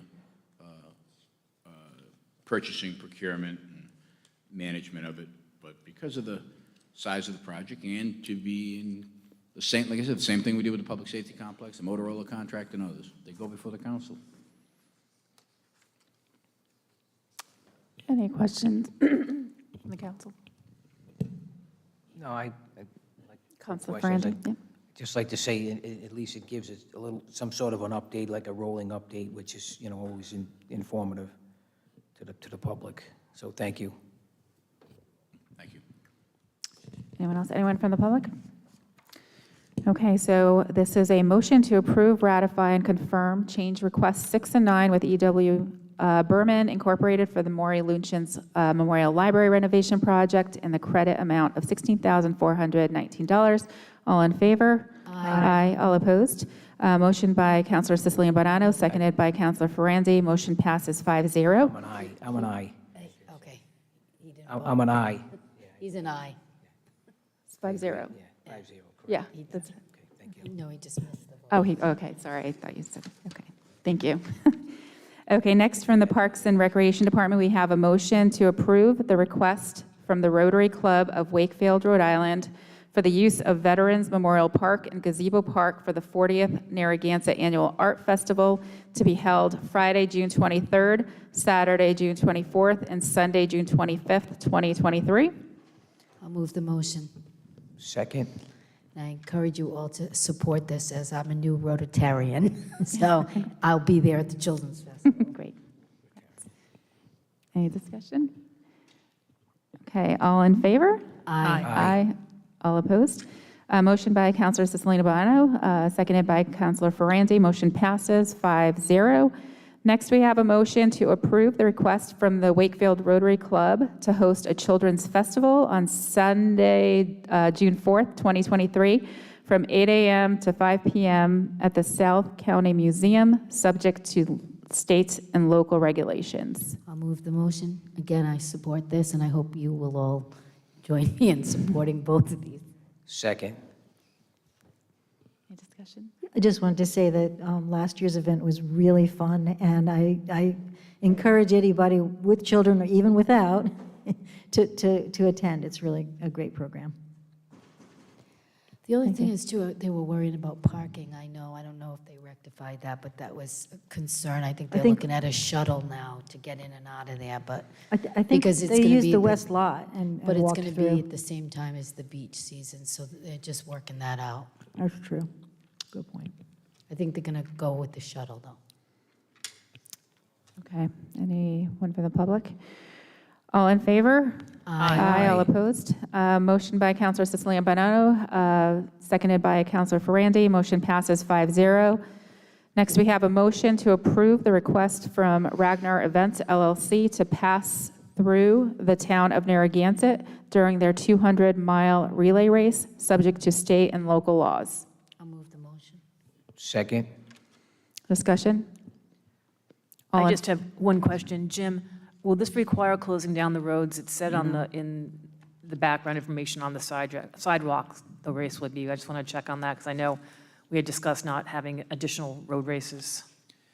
They're traveling in small groups. Yeah, it's like one person at a with 6 time. runners and 2 support vehicles. I don't anticipate any roads being blocked off. I just wanted to clarify that because I know that that's been a subject of the town in the past, so. I think it's just one runner at a time, you know, and it's like a handoff in a different spot. I just wanted to make sure. Yeah, we that didn't was have to on close record. it off last time. Yeah, it was easy. Just have to get around them sometimes. Okay. Any other questions? All in favor? Aye. All Aye. opposed? Motion by Councilor Cicilline Bonanno, seconded by Councilor Ferrandi. Motion passes 5-0. Next, we have a motion to approve the request from the Narragansett Lions Club for their annual 10-mile road race to be held on Friday, July 28th, 2023, from 5 p.m. to 8:30 p.m., subject to state and local regulations. I'll move the motion. Second. Any discussion? All in favor? Aye. All opposed? Motion by Councilor Cicilline Bonanno, seconded by Councilor Ferrandi. Motion passes 5-0. Next is a motion to approve the request from the Narragansett Lions Club for the use of Gazebo Park for their annual Easter egg hunt to be held Saturday, April 1st, 2023, from 10 a.m. to 12 p.m. with a rain date of April 8th, 2023. I'll move the motion. Second. Any discussion? All in favor? Aye. All opposed? Motion by Councilor Cicilline Bonanno, seconded by Councilor Ferrandi. Motion passes 5-0. Moving on to Community Development Department, we have a motion to introduce, read, pass, and accept as a first reading an ordinance in Amendment Chapter 731 of the Code of Ordinances of the Town of Narragansett, Rhode Island, entitled An Ordinance in Relation to Zoning as it relates to text revisions to Section 5.7 of the zoning ordinance. I'll move the motion. Second. Any discussion? All in favor? Aye. All opposed? Motion by Councilor Cicilline Bonanno, seconded by Councilor Ferrandi. Motion passes 5-0. Next is a motion to approve the filling of the planning technician position in the Community Development Department due to resignation. I'll move the motion. Second. Any discussion? All in favor? Aye. Aye. All opposed? Motion by Councilor Cicilline Bonanno, seconded by Councilor Ferrandi. Motion passes 5-0. Next, we have a motion to authorize the town manager to sign a letter of support for a URI and Brown University application for grant funding of a community-driven climate research and resiliency study. Move the motion. Second. Any discussion? I'm Any just going to questions? abstain from the vote because I don't believe the town should be weighing in on miscellaneous projects for other municipalities or institutions, so. Any other discussion from the council? Any discussion for the public? Dr. Alba?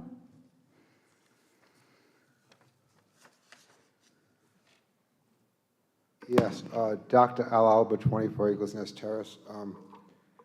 I would like to state that I've been really impressed by the URI studies that they did for Galilee.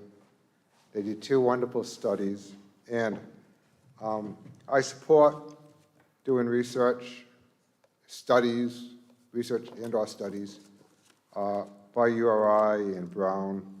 I think it's a win-win situation. It's giving students experience, real-life experience in regards to solving real-life problems. When I was doing my doctoral work, they said authentic type learning, that's very important. You know, you could be book smart or street smart, and it's always important to have students immersed in real-life projects. Project-based learning, they call this. So I think that's a good thing. And I do hope that, while we're spending monies on these studies, which we spent money on the last 2 URI studies, that whatever good results come out, great results that come out of these studies, that we do everything in our powers to utilize those studies. So, case in point, URI, 2 wonderful studies. Hopefully we'll go forth and make some kind of progress with those studies as well. Thank you very much. Thank you.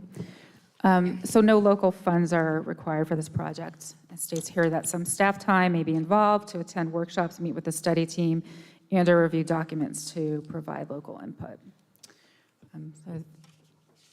So again, the motion is to authorize the town manager to sign a letter of support for URI and Brown University application for grant funding of a community-driven climate research and resiliency study. All in favor? Aye. Aye. All opposed? Abstain. Okay, I'll abstain. So we have motion by Councilor Cicilline Bonanno, seconded by Councilor Ferrandi. 4 in favor, 1 abstention. Motion passes. Next is a motion to accept the Hazard Mitigation Plan Yearly Progress Reports. I'll move the motion. Second. Discussion? I'd just like to make a couple of points. This was a plan that was developed based on a huge number of people who participated in a workshop a couple of months ago. I was one of them, along with almost the entire staff of the town, plus other residents. It was a really interesting process, and I don't know if everybody's had time to read the entire document, but I will say the recommendations, there's 2 different sets of them, and they are just basically an action plan for what Narragansett can do to protect itself against climate change, and they are not just valuable, but essential to the well-being of our beautiful town. Thank you, Deb. Okay. All in favor? Aye. Aye. All opposed? Okay. Motion by Councilor Cicilline Bonanno, seconded by Councilor Ferrandi. Motion passes 5-0. Next on the agenda is a motion to receive and place on file the final Municipal Resilience Program Community Resilience Building Summary of Findings, October 2022. I'll move the motion. Second. Discussion? I was explaining the wrong thing. This was the one I was talking about. What's that? Sorry. Oh, okay. Yeah. Sorry about that. All in favor? Aye. Aye. All opposed? Oops. Motion by Councilor Cicilline Bonanno, seconded by Councilor Ferrandi. Motion passes 5-0.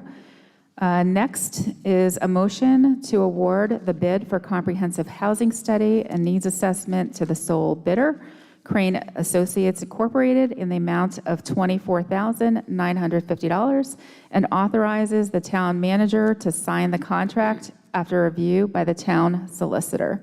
I'll move the motion. Second. Okay. Mr. Tierney, would you like to explain this one, just an update on that? Sure. The council had approved the spending of ARPA funding for this project, and we did put out an RFP and got 0 responses. We then solicited several vendors and put it out to bid again. Crane Associates was the sole bidder. As the sole bidder, Mr. DeLuca and I had a conference with them when they responded to the RFP. The response looked good. We met with them on a Zoom meeting, and we discussed their qualifications, their experience, along with the parameters that were described in the RFP that came from the Affordable Housing Collaborative. And then Mike DeLuca followed up with with a handful of their references, and they didn't surprise us. They seemed as satisfied as Crane was professional as they dealt with us, and that is about it. Any discussion from the council? Do you want to go first? Counselor Yeah, I'd Mullen. actually like to discuss this. The issue of affordable housing, I think everybody here is in agreement. We need to have more affordable housing in Narragansett. It's very important. If we want to create a year-round community, we need to be able to figure this portion out. However, I'm going to object to us spending some APRA money on this for the reason that 4 of us were at a panel during the election period, and we all mentioned that as far as probably the key way to address the affordable housing would be to take a look at the short-term rentals, take a look at our housing situation in Narragansett, the 3 student, the 4 unrelated ordinances, and act on those and be a way that we could, as a council, make some changes. What type of changes could we make? We could make tax exemptions for year-round rentals. We could take a tiered system and be able to attach fees and fines to the investors that have come to the community and have gobbled up a lot of our inventory, and resulting in the fact that we have a smaller amount of housing for at the lower level price. So there are things that we can do as a council now and act now, rather than waiting for a study to come back. And I just think that's a way for us to take a look at it. Yes, it's quote free money from the APRA money, but having spoken with the town manager and the finance director, we're going to be short on money this year. So even if it's $25,000, if we have that to be able to put back into a project, when we do have the ability, we have the community development director here tonight, we have the building inspector, we have a lot of the missing pieces that we're looking in this to be able to analyze our current housing projects. And I know that this council, now that we have the 4 unrelated ruling, we're going to be looking really quickly and strongly at the short-term rentals and at the 3 students.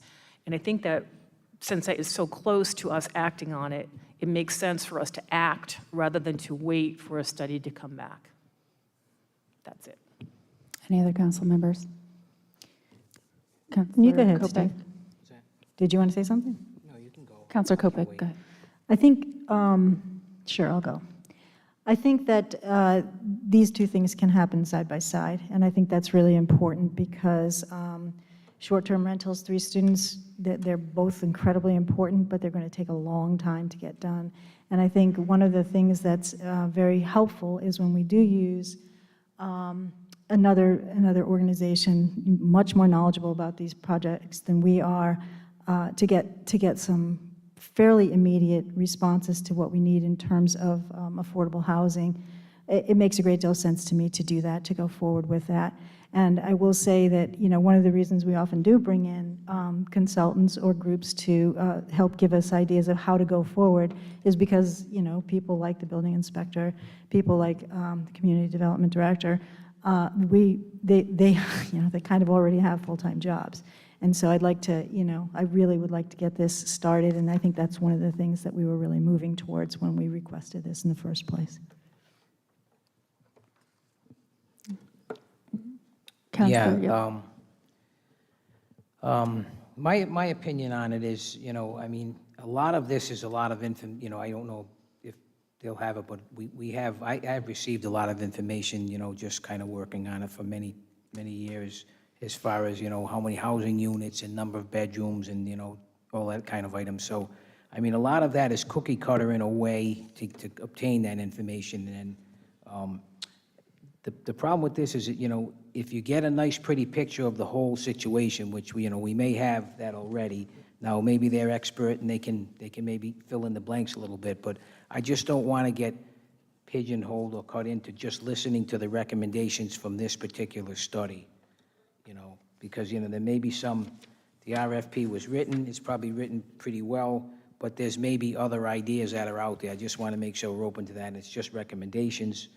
And, as far as drafting the language for the solicitor for review and all of that, I don't want to get too deep into that unless I think the solicitor can maybe take a look at it. But as far as drafting the language, I'm not too sure about that. So I don't know if the RFP can be adjusted a little bit. But I just want it to be almost like a document that's an aid as opposed to pigeonholing us into something that's going to work. Because, every town's a little bit unique. That's kind of my take. As Jill said, a lot of the information has been out there. We already kind of know it. I agree with Deb in a way that I know sometimes the staff is very busy. So I don't want to waste the money, but I don't want to end up getting a report that kind of says the same thing and really, doesn't give enough guidance. I think we all live in the town and we kind of know what needs to be done. So that, I'm a little bit conflicted on it, but, that's the only thing I'd like to say on it. So, and I'll just add to that, this request came from the Affordable Housing Collaborative, and the council had approved it. If you look at the bottom, the objectives of the housing study lays it out very nicely, and thank you, Mike, for your work on this. Analyzing the past and present house situations, identify the future target needs and demand for Narragansett. I mean, this is a comprehensive amount of work, and helping and assisting with ordinances. If you look on the second page, it recommends incentives for year-round rentals for residents, draft language for solicitor review. I mean, there's a lot of work. This committee has been in session for over a year and a half, and it's had some great speakers, but it's moving slow, and we need some support to dive deep into what's the housing stock in Narragansett. And I think, to your point, Deb, it can happen side by side, because the short-term rental, I know everybody's chomping at the bit, they want that done. We got to get it done right, and it's going to take time. It's not going to happen overnight, as we saw in the workshop we had. So I think that they both can be done at the same time, and certainly I support it from the Affordable Housing Collaborative. I think it's necessary. It's a tough issue to fight, and we need some support, just like all the other cities and towns in the state of Rhode Island.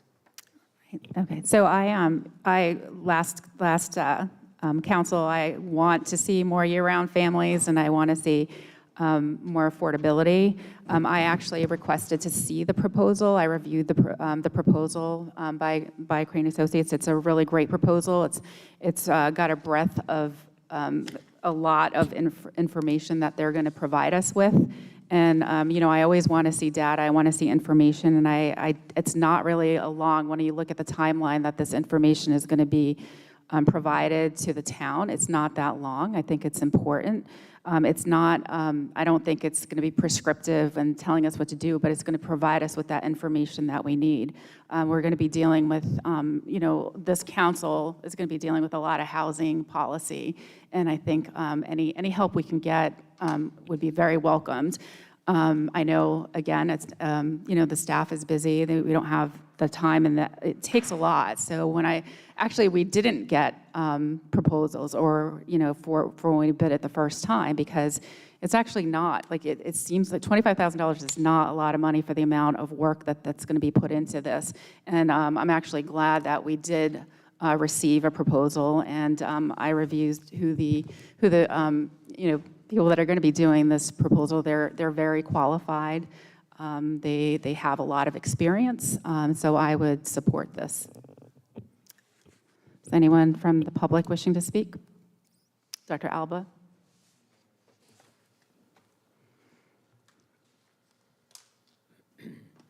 Yes, Dr. Al Alba, 24 Eagles Nest Terrace.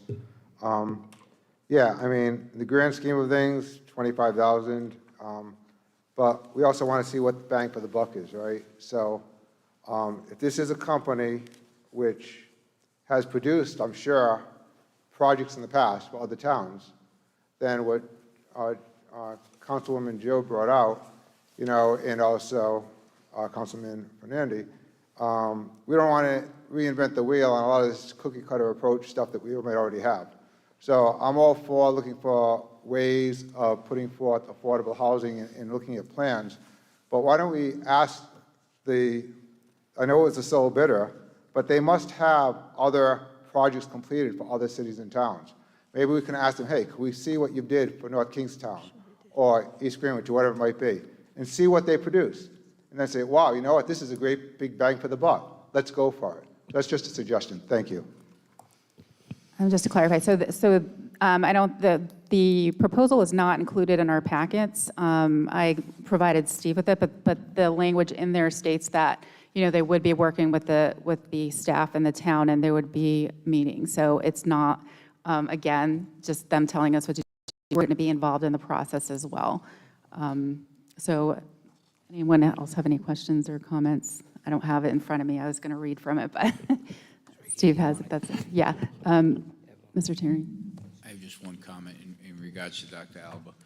Yeah, the references were checked, and we were pleased with them. government references. Also, a note, I did send it to the council in an email, it was probably a couple of weeks ago. If this is approved, the vendor will not be able to commence until April to do an actual on-site and be working with us, face-to-face. So just to let you know. Okay. Yeah, so the timeline, the project timeline varies, it differs from this because the task one was March 15th. And the housing assessment, but, the on-site, right, so, On-site, because there's 8 different tasks. he did say to us, face-to-face dealing won't start until April 1st, other than like maybe phone calls went up, but they'll be Okay. in town in April, is the soonest they could do it. Did he give you an estimate of how long the process would be from start to finish? Mike, do you recall? Yes, I can speak to that. There is actually a timeline. I'll just go over it just so that the whole council can hear and the public as well. The task one is task one management, which the project timeline here states March 15th, and that's coordination and scope of project. Task two would be March 15th through month 2, which is housing conditions assessment. Task 3 from March 15th to month 2 would be regional demographic and economic forecast. Task 4 would be comprehensive housing needs and market analysis, which would be month 2 to month 4. Task 5 is housing affordability analysis, which would be the end of March, month 3 into mid-month 5. And task 6, summary analysis, is month 5. Task 7 is strategies to improve affordable housing, which is month 5.5 to 6. And then task 8, presentation of housing findings, is, at the end of the 6-month mark. So that's pretty much the project timeline. I don't know if it's changed since the proposal, but, and then it had the budget breakout. So it's 6 months. Would there be a possibility of, picking some of the more important issues on that? I'm not That sure, would but be, I know it's it was a kinda- But proposal that was, it wouldn't preclude us from working on these issues. no, we could, Yeah, no, right. we can work on them. It's going to be a big effort to get a lot of this done. And again, that's why I think my feelings are that this is going to be an important part of getting that done. Any other discussion? Okay, so this is a motion to award the bid for comprehensive housing study and needs assessment to the sole bidder, Crane Associates Incorporated, in the amount of $24,950, and authorizes the town manager to sign the contract after review by the town solicitor. All in favor? Aye. Aye. All opposed? Nay. Did you say aye, Steve? Okay. Motion by Councilor Siciliano Bonanno, seconded by Councilor Kopek. Motion passes 4-1. Next, from the town clerk's office, we have a motion to reappoint one individual to the planning board. I'd like to make a motion to reappoint Robin Pliesiak to the planning board. I'll second. Is it, sorry, just a point, I think we just have, so it's a motion to, we have to open the motion, and then we do discussion after. So just, I need a motion just to open the, I'll move the motion. so I need a second. Well, the motion says to appoint, reappoint, so Yes, so we're making a motion to reappoint, Yeah, that's what right? my motion Yeah, was. Yeah, Open the motion that's there, and then you can amend to right. whatever you want. Right, so that's, So that's a legitimate appointment, and I will second what- that motion. so the motion that we're discussing right now is a motion to reappoint one individual to the planning board. I need a motion and a second, and then we can make a motion to amend, so it's either appoint or reappoint. No, she's saying no. To open the discussion, then you make nominations. And when there's no more nominations, you discuss. Then you discuss and make a motion. I'll move it. Okay, I'll so second motion it. by, Councilor Siciliano Bonanno, seconded by Now it's open. Councilor Kopek. Now it's open, so Okay. now I'd like to make a motion No, to yeah, reappoint. So we're nominating, right? So it's nominations or discussion. Well, I can make a motion to reappoint because she's already on the board, right? So I'm going to make a motion to reappoint Robin Plesiak to the planning board. And I will second that motion. It's a discussion first. I mean, we're supposed to be discussing. We interviewed 2 individuals, so the way that when we're doing appointments to first like with any of the other ones that we've done, it's a discussion, and then, we nominate, and then somebody makes a motion. Okay, so I'll nominate Robin for the planning board, Robin Plesiak. That's my nomination for discussion. Okay. Does any other Discuss nominations? that? Can we- Yeah, well, then we You don't need a I was second gonna- on that. yeah, I'd It's like- nominations right now. So is anyone else would like to nominate any of the other 2 candidates that we interviewed? Yes, I'll nominate Rupert Friday, I'm sorry. Oh, Okay. you almost made a mistake I- there, Jill. Almost. Almost. Okay. Second, I'll second. No, we don't have any seconds. It's just, we're going to discuss, and then any discussion on the candidates, so. Okay, so I'll start with Robin. Robin is a resident of Narragansett since 2007. She has children that she's raising in Narragansett. She's a teacher. She's presently serving on the planning board. She has a different perspective to the board, and I know that she doesn't have a huge background in planning, but it's a love of hers, and she knows an awful lot about the comprehensive plan. She's been an added member. I've watched the planning board. I've watched the perspective that she's brought to the board. It's a different one that isn't currently represented on the board. She's passionate. She's researched it on all the projects. So I think she would be a strong reappointment to let her finish out the term that she's entitled to as we've codified the terms. And I'd like to agree with that. I will also make the point that this would be Robin's actual second term, which is, unusual. And I also want to make the point that the town council in the town is so fortunate to have so many individuals interested in serving on our boards and commissions. And for this position, we had 2 well-qualified individuals. Rupert Friday would be a valuable addition to the board. However, Robin, like Susan said, brings a unique perspective to a board that is currently made up of 5 men, all dedicated members, but all representing essentially the same demographic. Robin is part of an underrepresented demographic in this town. She is a parent, as Susan said again, of 2 school-aged children, so she has, interest and engagement with the education sector of our town. She also works for the education sector of our town, and she's the only one with young children of this group. I spoke to both Mike DeLuca, the director of Narragansett Town's Community Development Department, and Terry Fleming, the chair of the planning board, with regard to Robin's engagement with the board. Both of them highly praised her for her preparedness and hard work, and also recognized the value of her experience and her voice on the committee. Excellent. You were excellent, too. Does anyone want to discuss? I just think that Rupert's resume is exemplary. And we have many housing issues, as we just discussed, coming up. His qualifications are outstanding.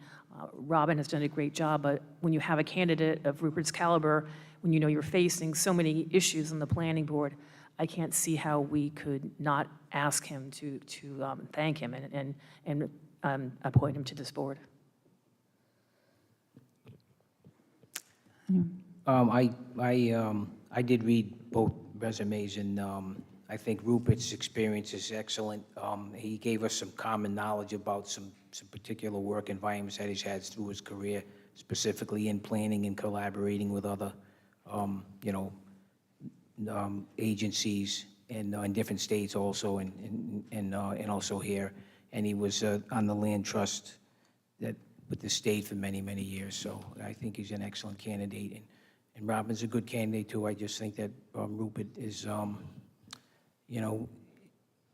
his outside experience is a little bit ahead. Thank you. So I also think we have 2 really great candidates, and Robin's done a great job. But I've also spoken with Rupert and Mr. Friday, and he actually has a really great background and has the experience that I think would be great for this board. I also know that Ms. Plesiak is also on a different board as well.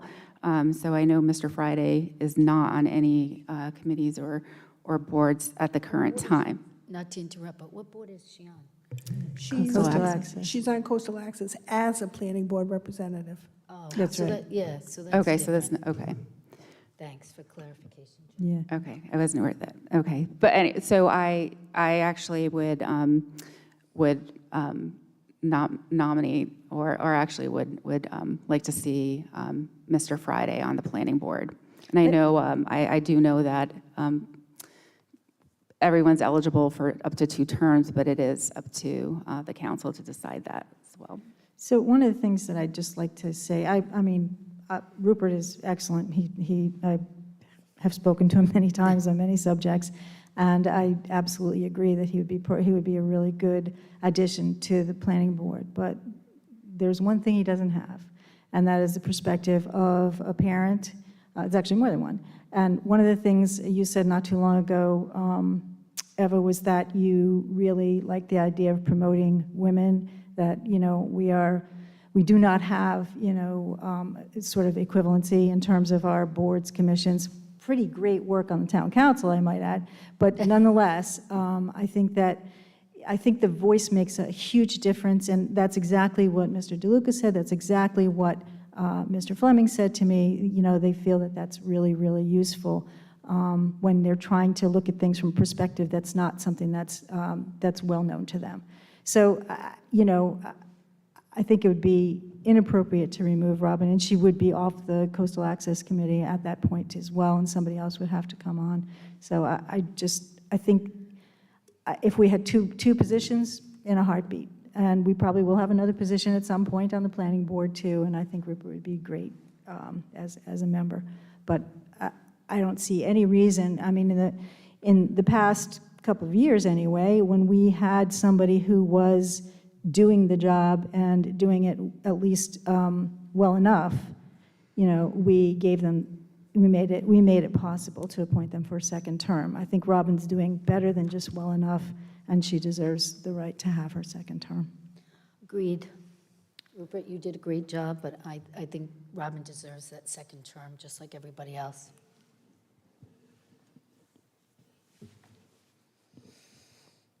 Does anyone, I just see your hand up, so Mr. Lynch, if you want to come speak.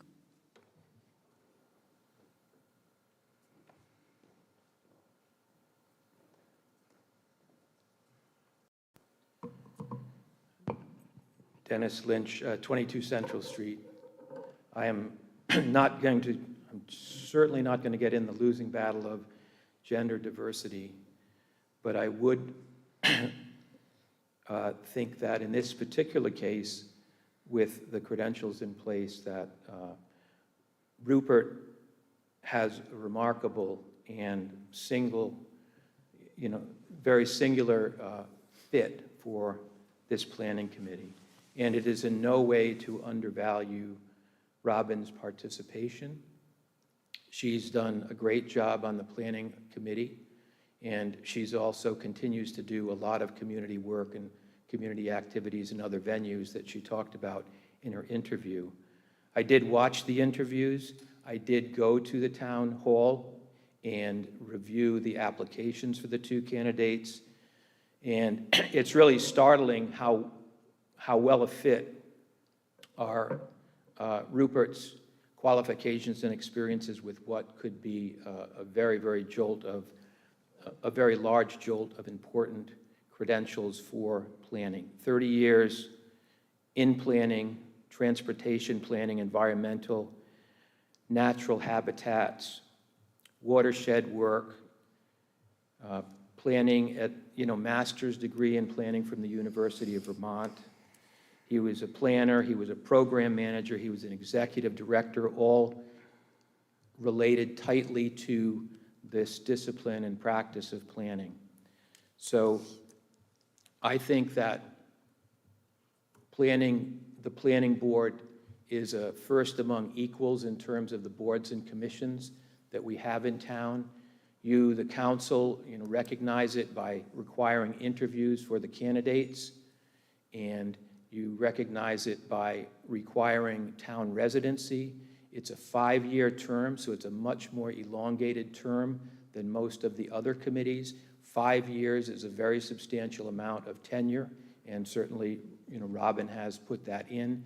But when it comes to a 5-year term, it seems to make incumbency a little less relevant that for people who are turning over every 3 years.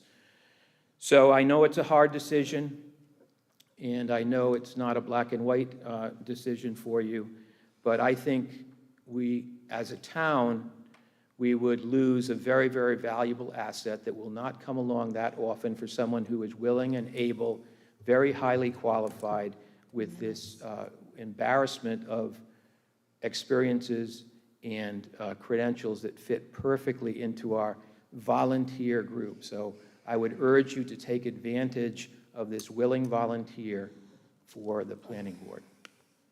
I've got to stop putting the timer on. Seriously.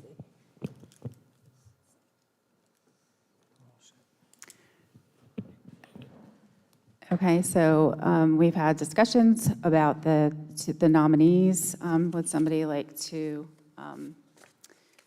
make a motion? Actually, so I haven't changed my stance on it. I know, like, I am for women, but, I also look at qualifications as well. So do I look at qualifications also. Well, I'm just saying from the perspective of the credentials that Mr. Friday has, it's more along the lines that would pertain to planning, and I value that in a candidate. So do we move to vote now? Now we need a motion to Motion to appoint or reappoint reappoint. Robin Plesiak. Second. Okay, so usually we just come to a consensus, so the consensus was 3-2 the other way, but I can do that too. So, okay, so all in favor of reappointing Ms. Plasiak to the planning board? Aye. Aye. All opposed? Nay? No. Motion fails 2-3. Do I have another motion? Motion to appoint Rupert Friday. So I need a second. Yep. I need a Second. All in favor? Aye. Aye. Aye. All opposed? Nay. Motion passes 3-2. Motion to appoint Mr. Rupert Friday passes. Congratulations, Rupert. Wish you the best. Absolutely. I know you'll be great. Okay, thanks. Okay, next we have a motion to retire to executive session of the town council in accordance with Rhode Island General Laws 42-46-4 and 42-46-5A1 to discuss personnel, the positions of town solicitor and assistant solicitor. So moved. Second. Okay, do I have a motion by Councilor Lawler, seconded by Councilor Ferrandi? Roll call. We have a roll call, Councilor. Susan Cicilline, Bonanno, aye. Steve Ferrandi, aye. Deb Kopeck, aye. Jill Lawler, aye. Eva Jasinski, aye. So we'll be retiring to executive session, and we'll return for the disclosure of the executive session votes.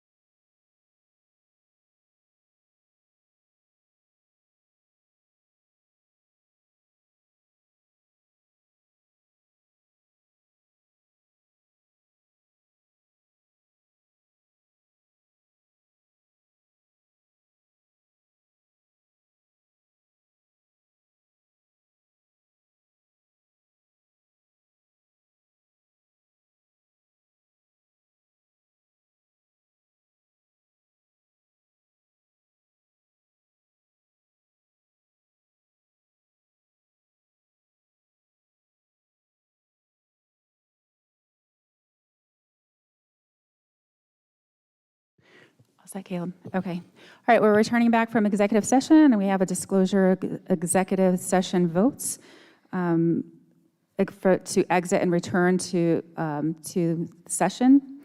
Motion by Councilor Lawler, seconded by Councilor Ferrandi. Motion passed 5-0. Do we have a motion to seal the minutes? So moved. Second? Okay. All in favor? Aye. Aye. All opposed? Okay, motion to seal the minutes by Councilor Lawler, seconded by Councilor Kopek. Oh, sorry. All opposed? I'm not sure what happens if you vote nay to seal. What happens? Why would you not seal? Doesn't carry. It's executive session. It would be like any other motion, so it It would doesn't be carry. majority. Yeah, so nay. Okay. Thanks. All right, motion by Councilor Lawler, seconded by Councilor Kopek. Motion to seal minutes passes 4-1. Actually, now we'll just have Dr. Al Alba, who's been waiting to speak. He wasn't here during open session. We said we'd let him speak.